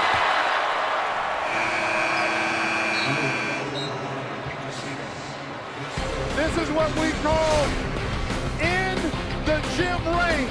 Get me in the building and I can spray you from deep. Michigan down 2. An all-time record at the Georgia Dome tonight, 74,000 plus. Of course, Dome basketball started back in the late 60s, Guy Lewis, the visionary, went into the Hall of Fame today, the legendary old University of Houston coach. Look at the foul issues here. 3 for the 3 members, the backcourt there from Louisville. And Mitch McGarry also has 3 for Michigan. And you saw Kevin Ware there. I mean, that's where this, no pun intended, that's where this becomes an issue, right? I mean, exactly. And Louisville has 16 fouls, guys. The next one sends a pretty good free throw shooting team to the line. Well, Albrecht misses his first 3 of the tournament. Siva climbs in and gets the soft action. That was a terrific finish. Siva just eyed up Hardaway Jr. and got to the rim. Up ahead, Albrecht, 3-on-2. Bounce pass, and Harrell. Thought he had a clean block, but the officials disagree. Hancock down. I think it was on Hancock. Zhang is down as well. Was the foul on Hancock? It sure called looked it on like Hancock. Yeah, his he first. gets him right down below. He actually tripped over Zhang. Yeah, tripped over his own guy. That's number 4 now on Hancock. 11 minutes to go. That's you need big. his shooting. That is large. No, they marked it to Harrell, his first. They gave that to Harrell. It's on Harrell, confirmed. How is that possible? I mean, Hancock just undercut Morgan's legs. That should be number 4. That's, boy, what a break. Not sure what they were looking at there.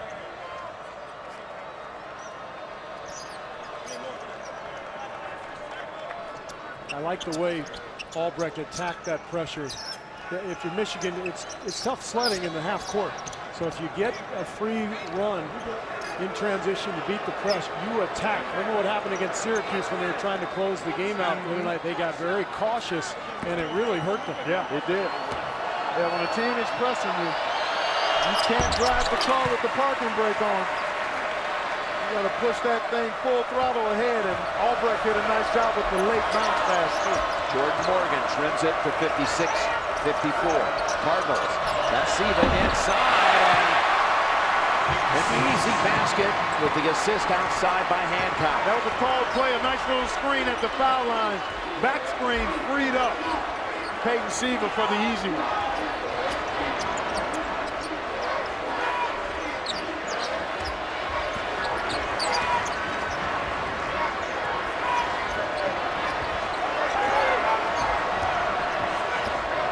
Here's Burke. Smith shifting back to him. Underneath, and that was last touch by Louisville. 7 to shoot. Nice job here in the half court by Louisville. Watch the brush screen. Zhang freeing up Siva as he got a piece of Trey Burke there. No pressure on the passer, no backside help as McGarry comes in, and Siva got the easy one. McGarry back on the floor with 3 fouls. First inbounds to Hardaway. He wants to take it and hits it. Exactly what he should have done. That's the matchup you've been calling for a while over Smith. Because if he catches it in the scoring range, he doesn't have to over-dribble. That was a one-dribble back up, over the top, easy jump shot. Now it's Jang. Feed the corner. Smith rattles out, and Burke takes off. And Siva picks off the angled pass. It was too late, Jim. That pass should have been made 2 dribbles sooner. And Siva goes coast to coast. And Peyton Sr. loved it. 12 points for Junior. 8 coming in this half.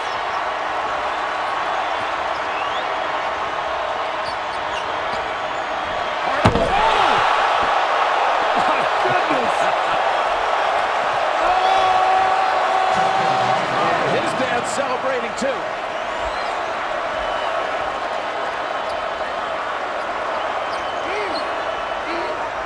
Drove it right inside with the Big East Defender of the Year. Waiting for him. Hancock. He's so good at drawing those fouls. And he got the 4th one on number 4. Wow. First of all, we get a spectacular dunk. Jang starts to go up and says, I think I'm too late. I'm going to pull back here. But how many times have we seen this? Hancock so smart with that pump fake, and that is just enormous. 4 on McGarry now. Large. That is a big, big play by Hancock and a huge foul on McGarry. That means Jordan Morgan, as you see him there in the top of your screen, he's going to re-enter. It's a freshman mistake. It's been a problem for McGarry throughout the season. Foul trouble. He's so anxious. And when you get a great shooter like Hancock, you're so anxious to challenge it. You're nervous he's going to knock down a 3. And McGarry lost his poise there just for a moment. 2 more, though, coming for Hancock, who's been battling, in the words of his coach, Rick Pitino, 2 worst shoulder injuries he's ever seen. One happened this past summer in a pickup game on a nasty fall. And the other one happened as Van Treese returns for Harold. The other injury, the one that still nags Hancock, happened when he was at George Mason playing for Jim Larinaga. He slipped on ice going to class at George Mason. He fractured the shoulder. That's why I went to Arizona. There you go. I don't have to worry about any of that.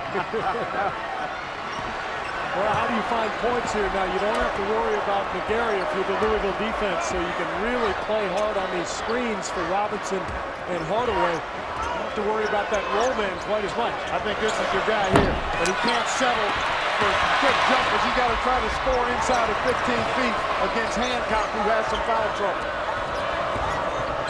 Siva to Smith.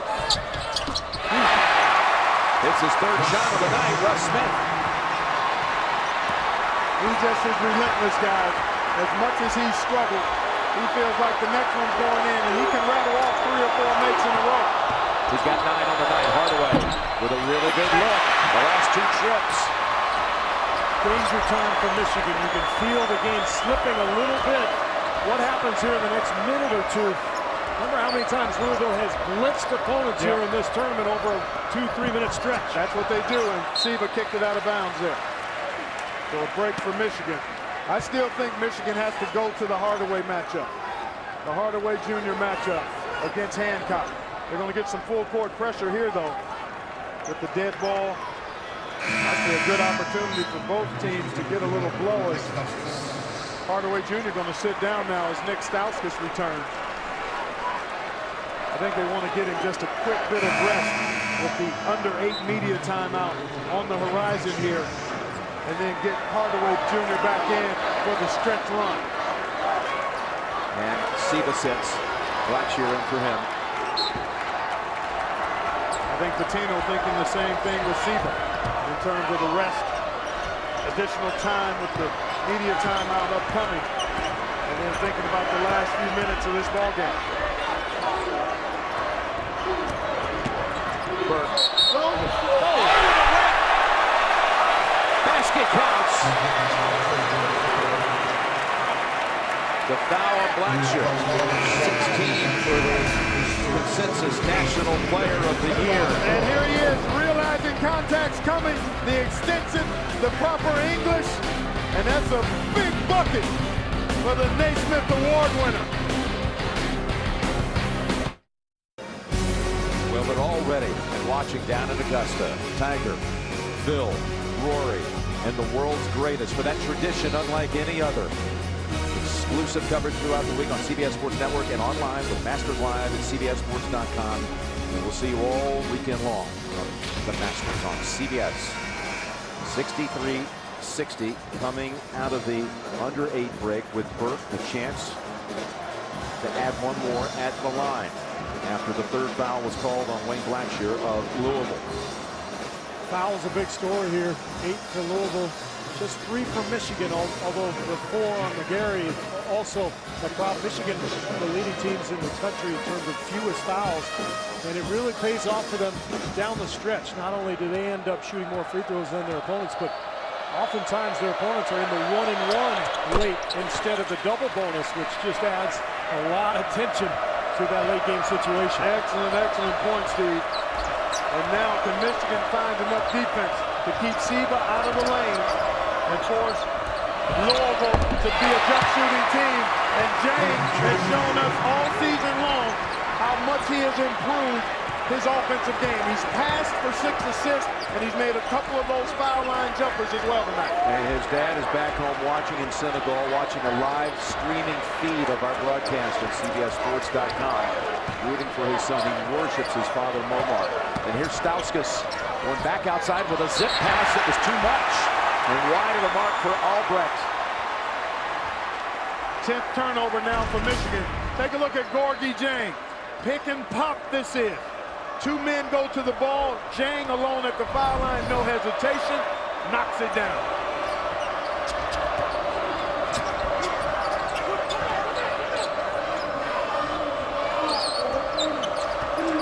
I think you come right back to it. That was blocked by Robinson. Jang again. Jang waiting. He got away with the wall. Wild scramble. Looks like Louisville will retain possession. That was a wild scramble. Could have been any number of things. Yeah, foul. Right. It's a play on, and ball just goes off of Burke's arm there. Smith inbounds to Siva. Smith wanted it. Puts it up long. And Hardaway. 2 hands. Gives it up to Burke. Drives right past 2 Cardinals. And a foul call is against Jang. He's too deep. And Trey Burke. Burke is shaken up. He sure is. They're backing away. He gets by Smith, who reached in, and you can see Gorgie Jang clearly inside the restricted area arc. You can never be in legal guarding position there. And Burke comes down hard, looks like on the side of his face and shoulder. Well, he aggravated the lower back injury in the first game of the tournament against South Dakota State. They've not made a big deal out of it, but it has been an issue for him these last couple of weeks. I just saw him shake his head. I thought Siva asked him, was he okay? And Burke's shaking it off, walking it off. Sometimes that's all you need is the adrenaline of the moment and a little walk-off, and you recalibrate things. That's going to hurt more tomorrow than it does right now, but who cares, right? You got that right. Championship on the line. The other interesting thing here for Michigan, assuming Burke is fine, and you mentioned this, but Albrecht is not used to playing big minutes. He went on an incredible run in the first half, but you wonder, is this going to wear him down? We haven't seen him make a shot here in the second half. You bring Stauskas back in, who made a 3 in the first, but is more accustomed to playing these crunch time minutes. At what point are you looking at diminishing returns with Albrecht? Second one goes for Burke. 3rd foul on Jang. That is a valid point, and I'm sure it's something the coaching staff is thinking about with Michigan here.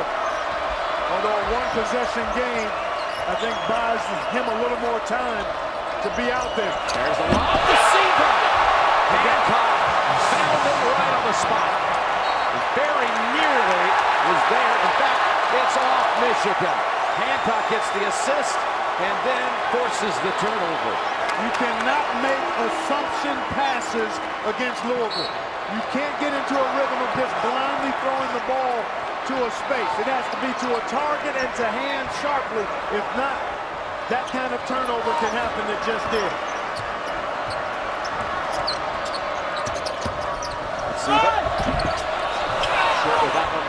Got numbers if they push it. Albrecht had broken early. Lob pass. Yes, sir.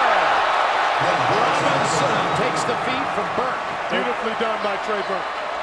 They've had a response every time it felt like maybe was slipping. They've made a big play defensively, come back with a score, and it's right back to 3. Anytime Siva drives, if he does not score and you rebound cleanly, you have a numbers advantage because he's too deep to get back on defense. Here's Hancock. Putting it up. No. 2 Carter's fought for it. It's Bohannon. And it spins out. And that's Hardaway snatching it away from Jang. Up ahead, Robinson. Robinson's got a clean lead. But Siva reached in and knocked it out. in transition. Actually, this is Louisville. Beautiful execution. And look at Seba elevate. Wow. You like and that then one? at the other end, oh yeah, this one was sweet too. Glenn Robinson III. But Seba, they list him at 6 feet in the program. That's a program height.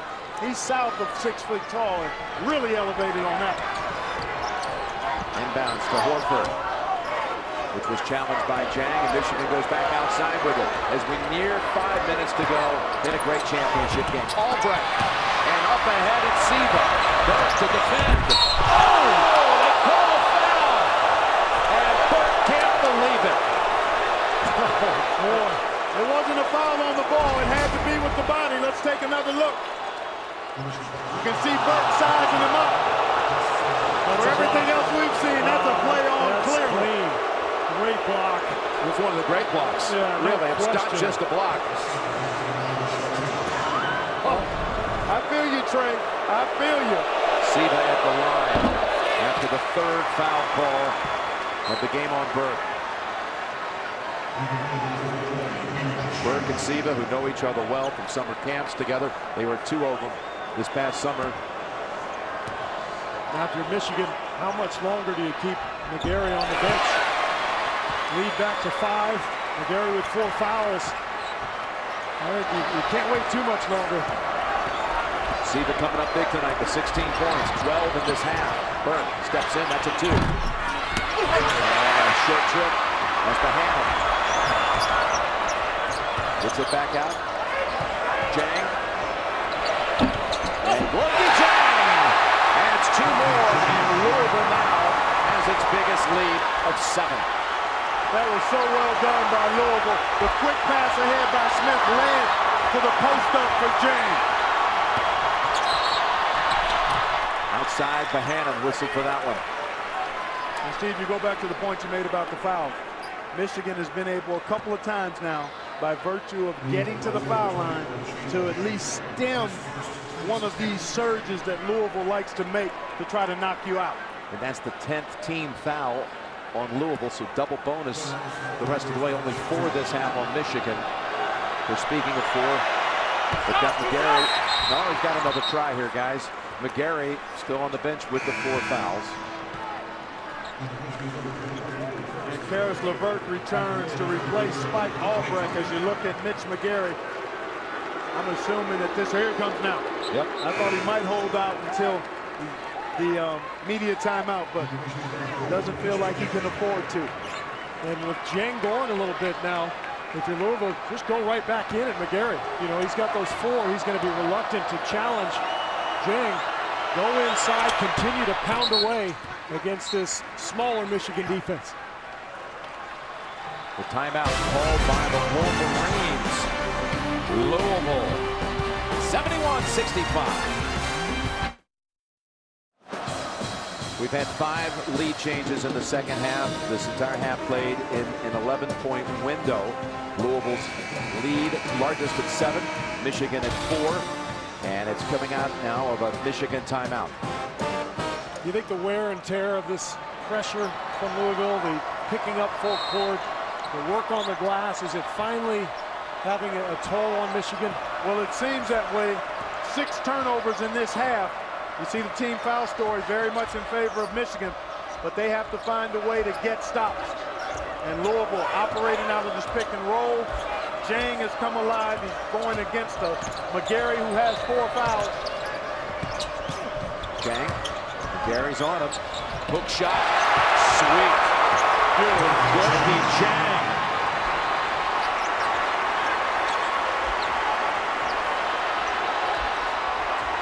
Ball screen, ball screen, ball screen. That's all we've seen from Louisville in this second half. Probably all we'll see the rest of the game. And Hardaway was fouled by Hancock. It'll be 2 shots coming up. That was a block shot by Jang. Otherwise, it could have been more. But it's the largest lead of this game at 8 for Louisville. CBS Sports exclusive coverage of the Men's National Championship game is sponsored by Capital One, Lexus, the Windows Phone, and by Enterprise Rent-A-Car. 3:52 to play. Foul issues mounting. That was Hancock's fourth a moment ago. That'll send Hardaway to the line for 2. Well, down 8, 3:52 to go, but you only have to look back about 10 days ago or so. In Dallas. Yep. In Arlington. Down 10, Michigan was, to Kansas with 2:20 left in regulation. Ended up winning in overtime, but look, it's going to take an effort here at the defensive end. You got to make shots, obviously, but it's about getting stops and defending, and that's a little tougher against the speed and quickness of this Louisville backcourt. The penetration, they've been getting into the paint an awful lot. Yeah, winning points in the paint, Steve, 32-24 is Louisville. Siva has 12 of his 16 here in the second half. Borgie Zhang has 6 of his 8 in the last 4 minutes. And it's really been those 2 guys with some help from Bohannon, but in the last few minutes, it's been Siva and Zhang that have carried the load offensively.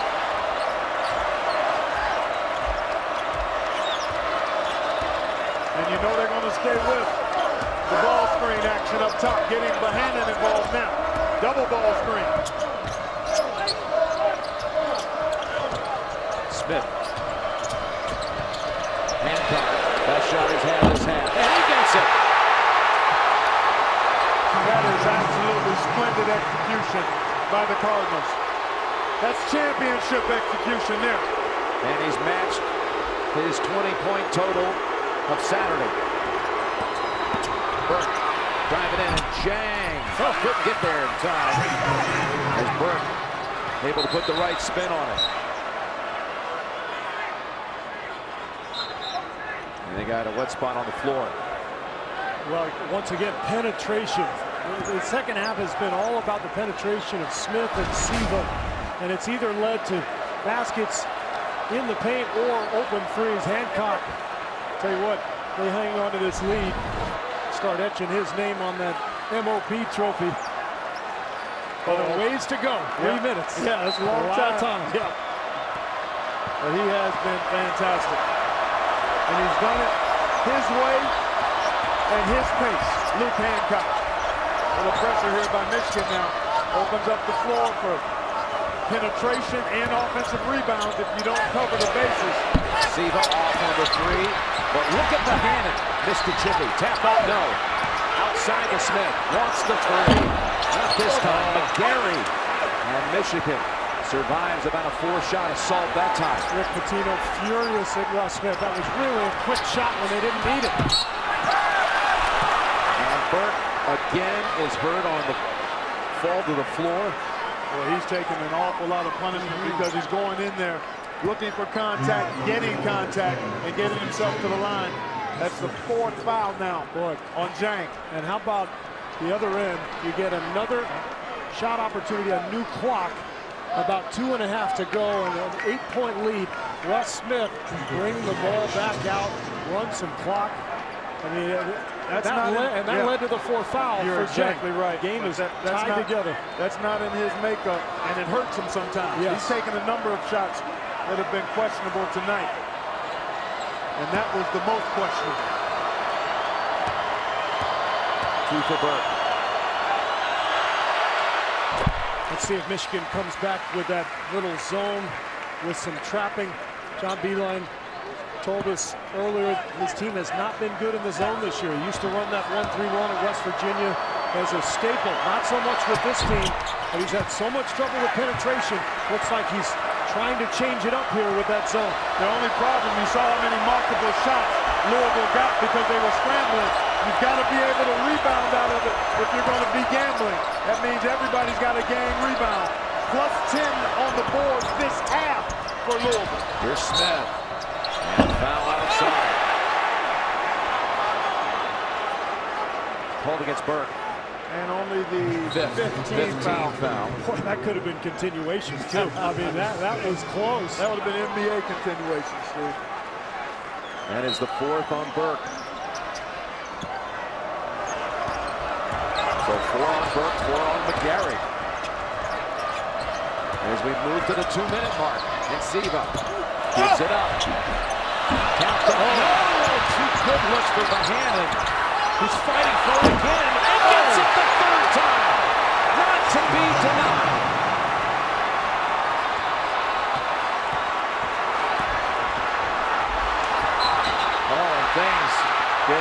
chaotic as Burke was driving and Smith is called for the reach in, which is his fourth. This is nothing but strength and persistence. McGarry fortunate he didn't get Dairy Queen there because he was all over Bohannon. But what an effort, and Patino loves it. That was just grit and toughness. Bohannon changed this game from the outset of the second half.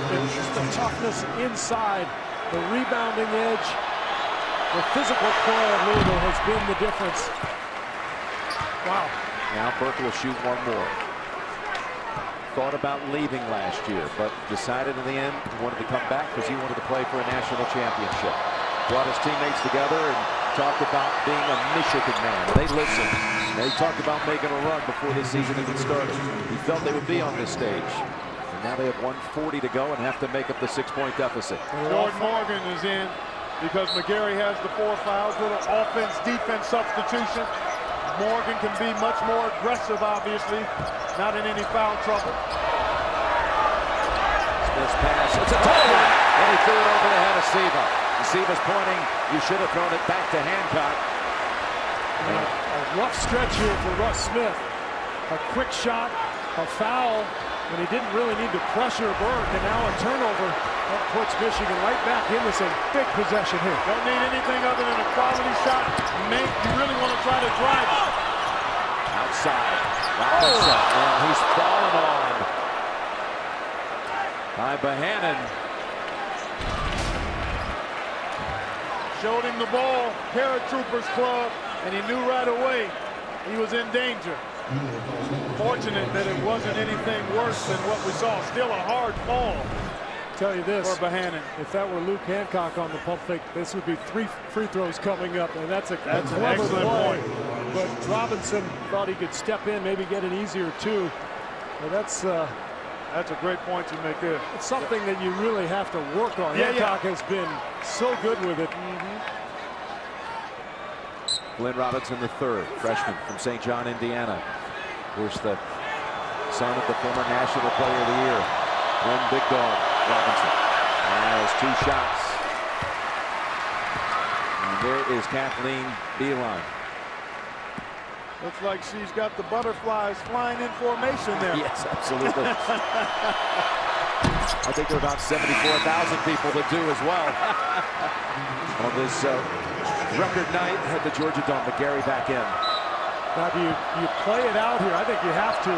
But you also start thinking about fouls because you're only at 5 right now. So you can be very aggressive if you're Michigan. Go after a steal. Don't even worry if you end up fouling. Timeout call by Patino. You're right.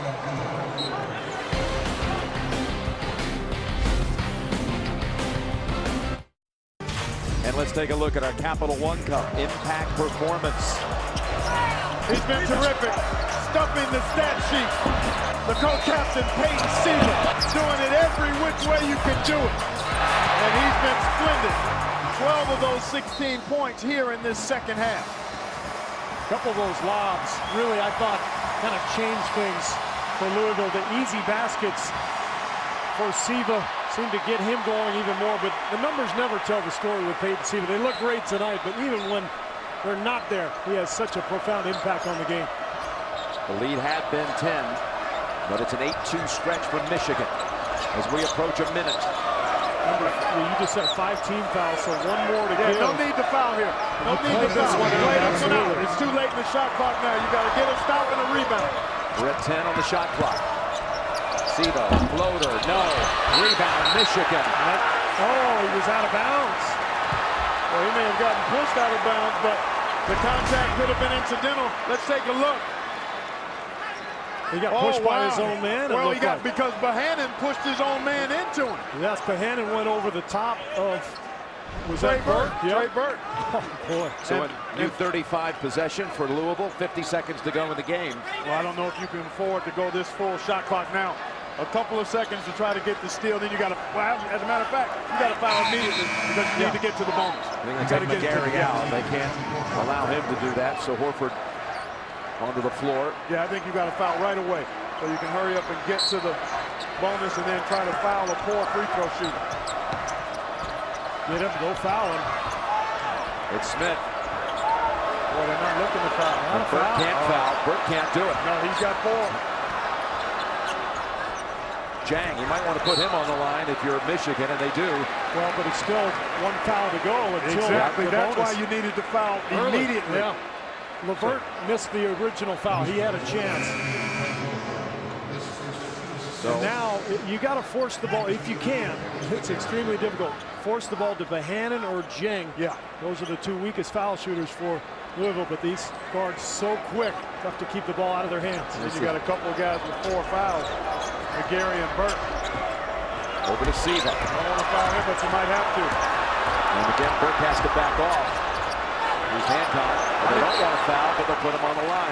But why not take Burke out of the game here if you're John Beilein when he's got 4 and you know you have to foul anyway? Hit Albrecht in there. Cost Michigan a lot of time here in the last 40 seconds. Well, when they first had to inbound that foul. When they first had to inbound the ball, Louisville, there was 50 seconds on the clock. It's 1-1. And they allowed 21 seconds to go before the 1-and-1 came into play. First one, never even thought about the rim. Over that one. 22 points, he's tied a career high. I'll try to drive it and see if he can get a shot in the foul. Burke's going to try to look to pull up this 3. Third shot short. Rebound back outside the Burke with 15 seconds. Whips it around, gets it to Hardaway. 14 seconds and a timeout. Not over. 80-76, Pitino's Cardinals. Stay tuned after the game for Inside March Madness presented by Buick on True TV. And guys, take me through it. What's going to happen here? Louisville wants to throw the ball inbounds to Siva or Russ Smith. Michigan going to pressure and foul right away, whoever catches it. And you get Burke out of the game, Albrecht in. That way, once the foul occurs, you can go back to Burke at the other end. But it's an immediate foul. Can't fool around. You want to try to force the ball to Bohannon or Jang, but whoever catches it gets fouled immediately.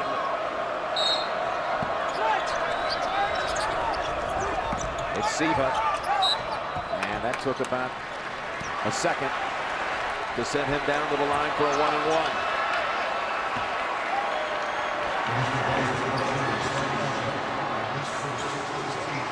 Joanne Pitino, she and her husband celebrated their 37th anniversary this past week on the same day that Rick found out he was going into the Hall of Fame, which was official this morning. Same day his son got the job at Minnesota. Now he sends one of his all-time favorite players to 1-on-1. Peyton Siva, the points up to the sky. Siva, who wears that number 3. There's Richard Pitino taking over the Golden Gophers. That 3 for Siva, representing the Trinity, the Father, the Son, and the Holy Ghost. And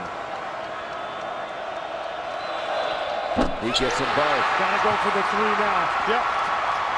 And if you're Louisville, guard that 3-point line. Don't even worry about guarding the paint. 7 seconds to go. Burke puts it up from way outside, and it's out of bounds. Ball to Louisville with 3.7 seconds.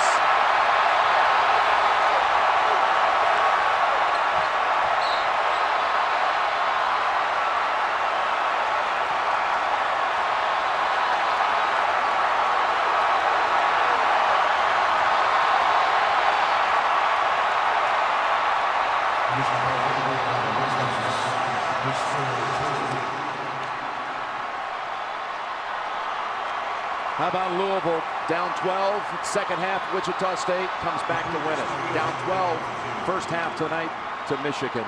And now just a second away from the school's 3rd all-time national championship. 80-86 under Denny Crum, and now Pitino. What a week. What a week. Crazy week. Crazy good week. And what a game. And there's Denny Crum, who won the first 2 school championships, national championships. Now they're just looking at the clock here, a formality at this point. I'll tell you what, Clark, this Louisville team, they were the deepest and most well-rounded club, and that's why they're taking this crown. They can beat you in so many ways. The strength of the front line tonight, along with the relentless play of the guards, that changed the game in the second half. Getting into the paint and offensive rebound. I think those are the things that define this team. relentlessness, and resilience. That's who they've been all year. And you throw talent and a Hall of Fame coach in the mix.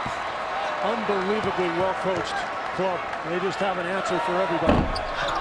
And that will do it as Louisville completes the emotional journey to the championship.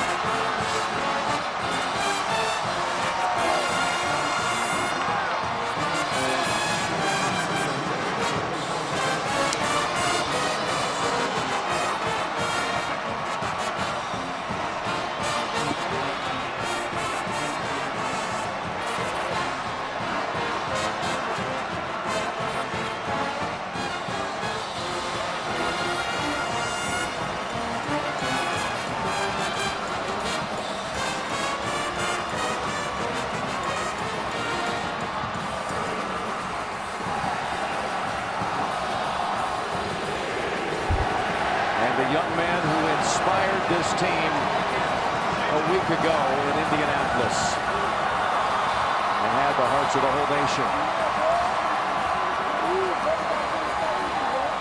Rick Pitino joined John Wooden on the all-time number of total wins in his career tonight on this night of the 75th National Championship, the winningest coach in the history of the championship.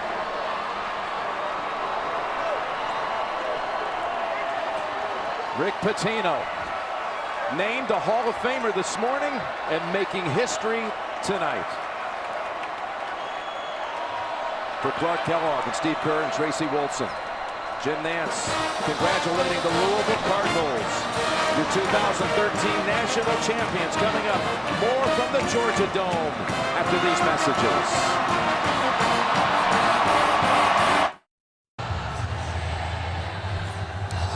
We have a brand new national champion, and they hail from Louisville, Kentucky, as the Cardinals have defeated the Michigan Wolverines 82-76.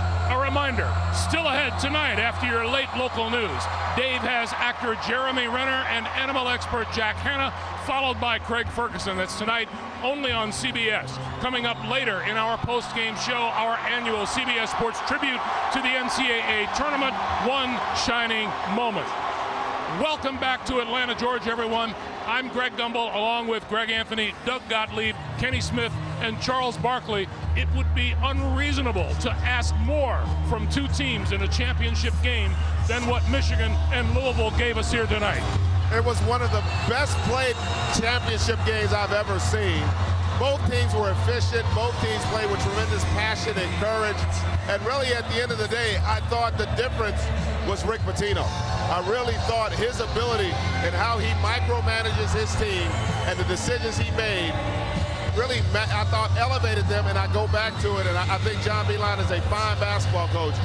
But when you allowed to have your National Player of the Year, Trey Burke, sit for 12 consecutive minutes, it's not just that he picks up a third that I was concerned about. It's the ability for Louisville to take control of the momentum with that 14-3 run that I was talking about. That was the bigger concern, and I thought that played out in the second half. You couldn't be more right. I mean, you don't get anything on inbounds plays because they put Shane Behan on the inbounder defensively. His team's in incredible physical condition. And then the adjustments he made to demand that his team throw the basketball inside.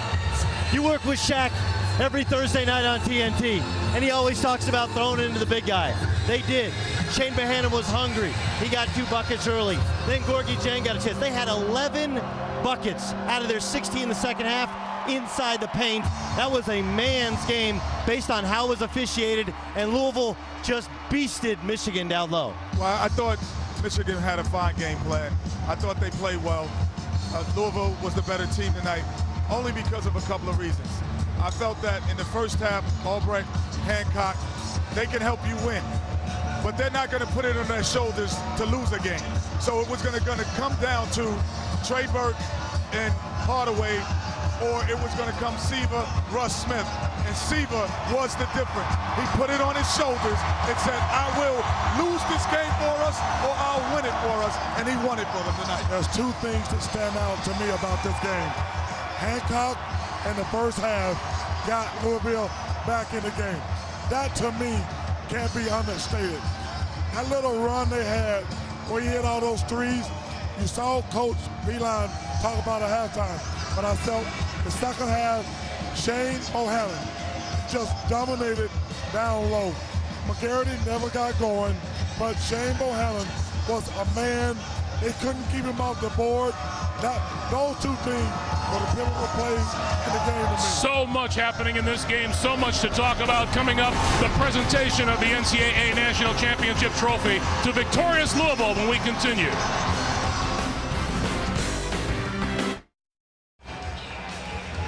We are in the midst of a huge Louisville celebration as we welcome you back to Atlanta. Let's go back down to the court for the trophy presentation. Jim Nantz standing by with the new national champions. Jim.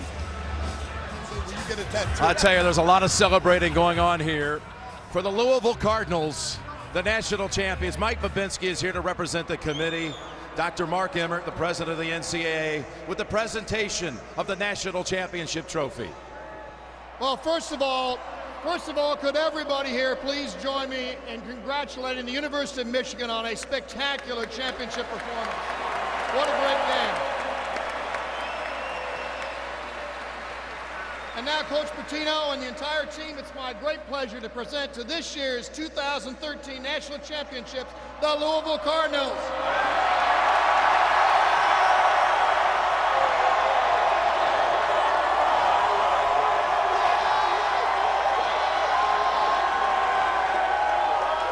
Rick, we've been talking here for a minute or two about how absolutely thrilling a game this was for everyone to watch and to even coach or play in. The University of Michigan, for a young basketball team, to play that well is absolutely incredible. They are a great basketball team. We beat a great basketball team probably because I have the 13 toughest guys I've ever coached. Yeah, we saw that in the times tonight for sure. And Coach, I hear them, I'm picking up something here that you kind of owe them one with this victory. What's this all about? Well, about 12, 13 games ago, all these guys, if they say hello, they get a tattoo.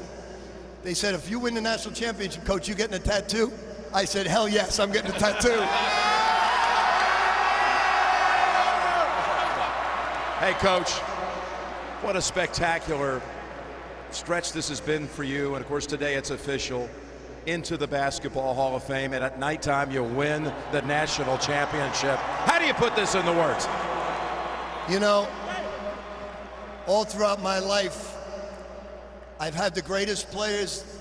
Players put coaches in the Hall of Fame. Tonight, Shane Bohannon's guts on that backboard was one of the reasons why I got in. That triple time that he went after it. Coach, the first man to ever win championships at two schools. Congratulations.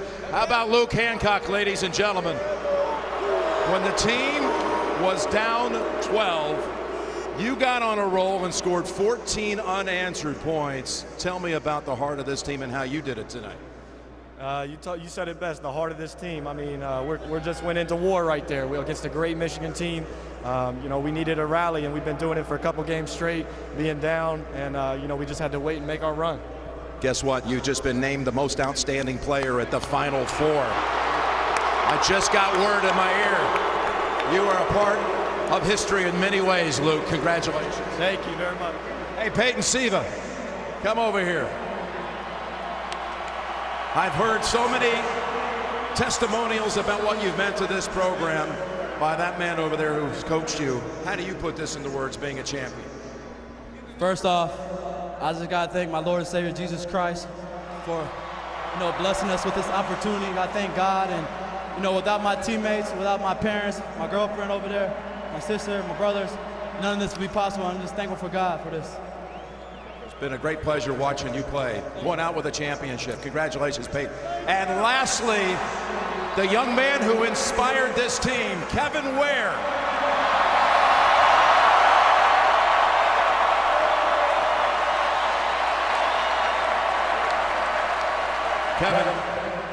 How about for you this weekend, what the reaction, the outpouring's been like, and how your teammates have reacted to you at the Final Four on their way to winning a championship, inspired by you? It's not about me, you know. I've never been that type of guy. You know, these guys came out here and played a great Michigan team, and these are my brothers. You know, they got the job done, and I'm so proud of them. I'm so proud of them. You try to tell people about this team, how close this group is. I'll give you the last word about your national championship team. How close are you guys, and what does this mean, this win here tonight? You would think we were all came out the same woos, honestly. We're brothers, and if brothers glorify the word, then that's exactly what we are. Congratulations, Kevin, being such a big part of all of this. The Louisville Cardinals, the national champions, 2013, as we send it back to Greg Gumbel.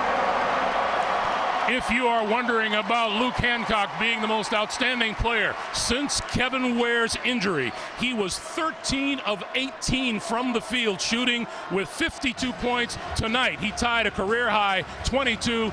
Louisville winning the national championship, and will continue with much more from Atlanta, Georgia, right after this.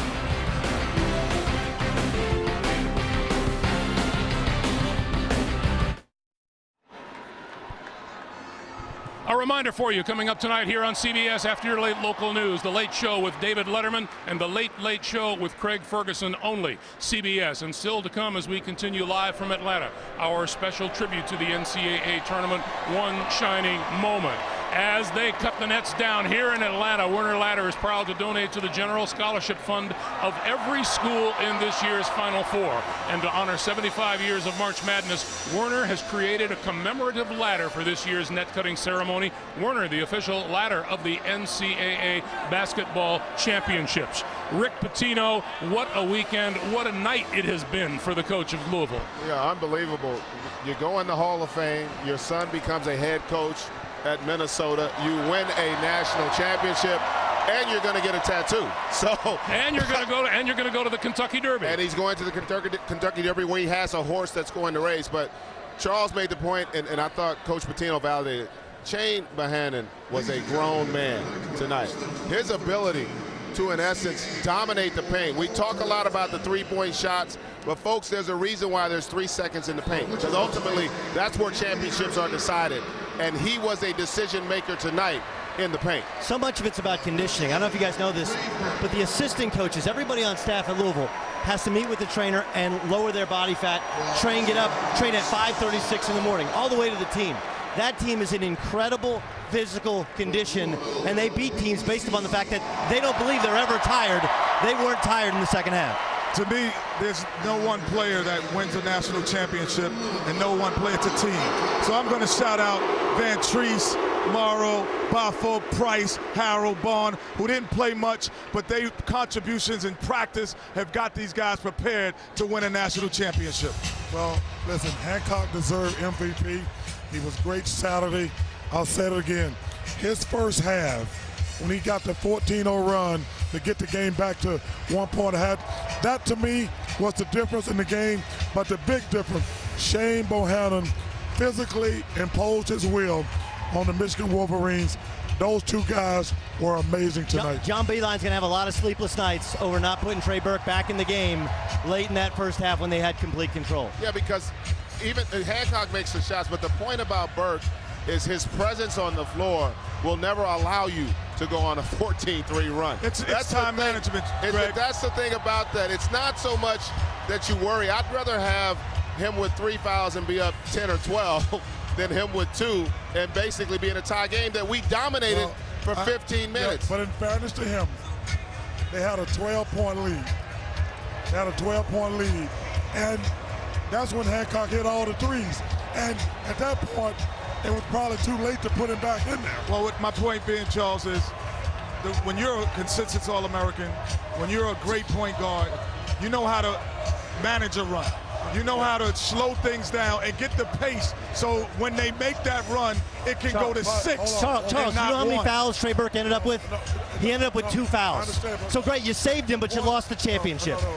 But the point I want to make is they had a big lead when he took him out the game.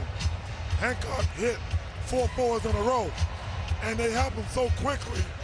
He didn't have Chuck, you're right. You made the point, but Chuck's. I understand your point.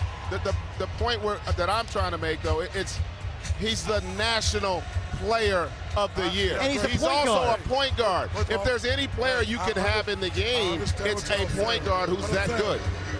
He hit those threes so quickly, and then by that time, it was too late to Chuck, you get 5 timeouts. You get 5 fouls. Use both of them. Hey, the house was on fire.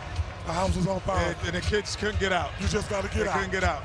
It was too late. Guys, let me interrupt you here for just a moment. As we watch the Louisville Cardinals cutting the nets down, everybody's wondering about Kevin Ware. Is he going to get up there? There has been conversation about whether or not the Werner Ladder folks were going to elevate him or whether the NCAA was going to bring the net down. But he is waiting his turn in one way or another. Kevin Ware is about to cut down his part of the net. And, you know, you wonder about what impact his injury had on this team. All it did was give a very talented team another reason to win. It's a great point. Personally, I go back to the year we won a national championship. I broke my jaw in 2 places and my chin. And all I could think about was trying to find a way to help my team. And I think that's what Kevin Ware was able to do a little bit differently. It wasn't his ability on the floor, but it was his inspiration off the floor that I think really helped to really motivate his group. Here's Kevin Ware.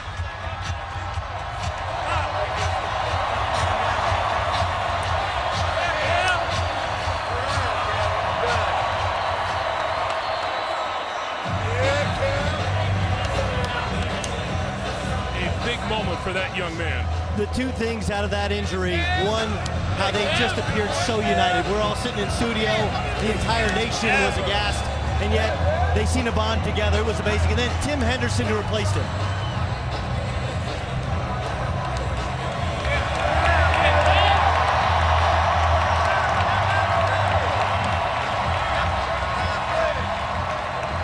And think about this, guys. Obviously, he was missed. But Tim Henderson, a walk-on, hits the 2 big threes the other night when they're down 12. Otherwise, they're not even here tonight. Just a magical run for Louisville. People could, as much as you think still to come about one how shining he inspired. moment as we continue live from Atlanta, Georgia in just a moment.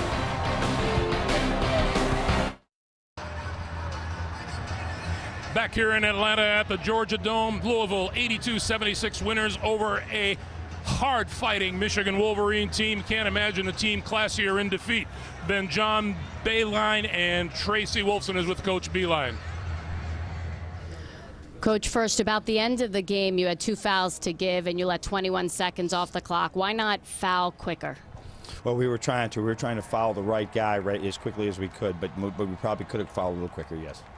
I could see the guys in the locker room. No reason to hang their heads. Just a tremendous season by this young team. What can you say about the effort they put out throughout the year? What they were doing this year was incredible. You know, when you talk, the amount of experience that we had out there, and just learning and getting better every day and getting better every day. And it was just a pleasure to coach them. I said there's been 96 teams at Michigan.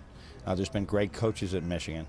I'm telling you, I wish every coach could have the opportunity to coach Team 96 with these guys right here. They're absolutely terrific. How much does it make you look forward to the future with this team? I've been saying this no matter what happened in this NCAA tournament. This future is so bright. These young men, the classes coming in with their facilities, the whole thing, everything is going in the right direction.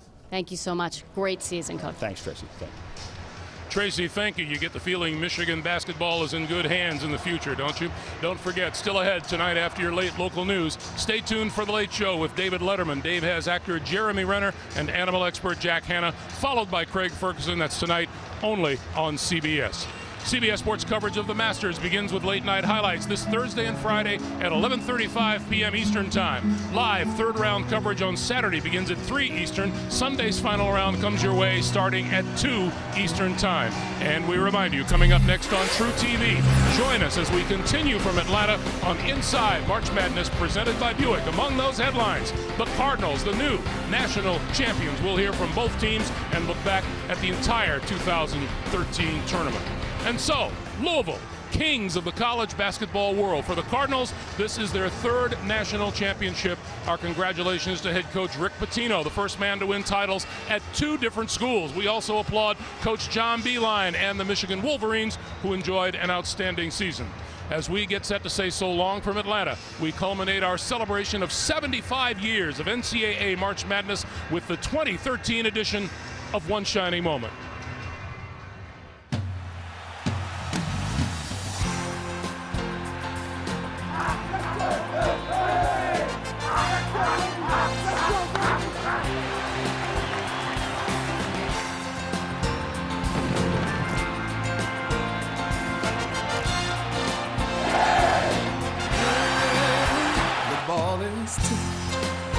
And there you are, you're running for your life. You're a shooting star in all the years. No one knows just how hard you worked.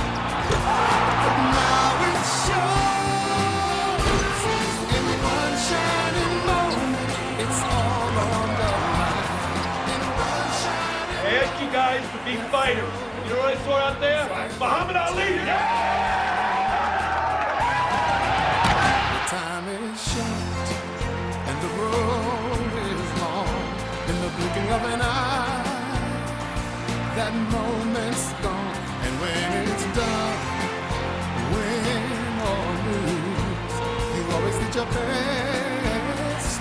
'Cause inside you knew that in one shining moment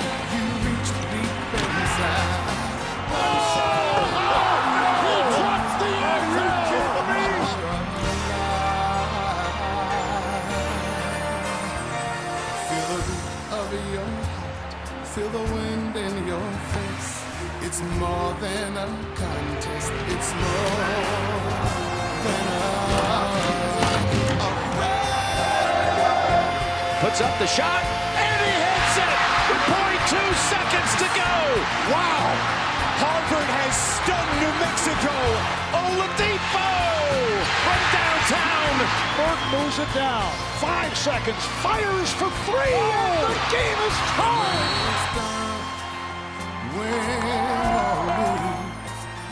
All he kept saying, win the game. Win the game. Pretty special young man. Really, really proud of these guys.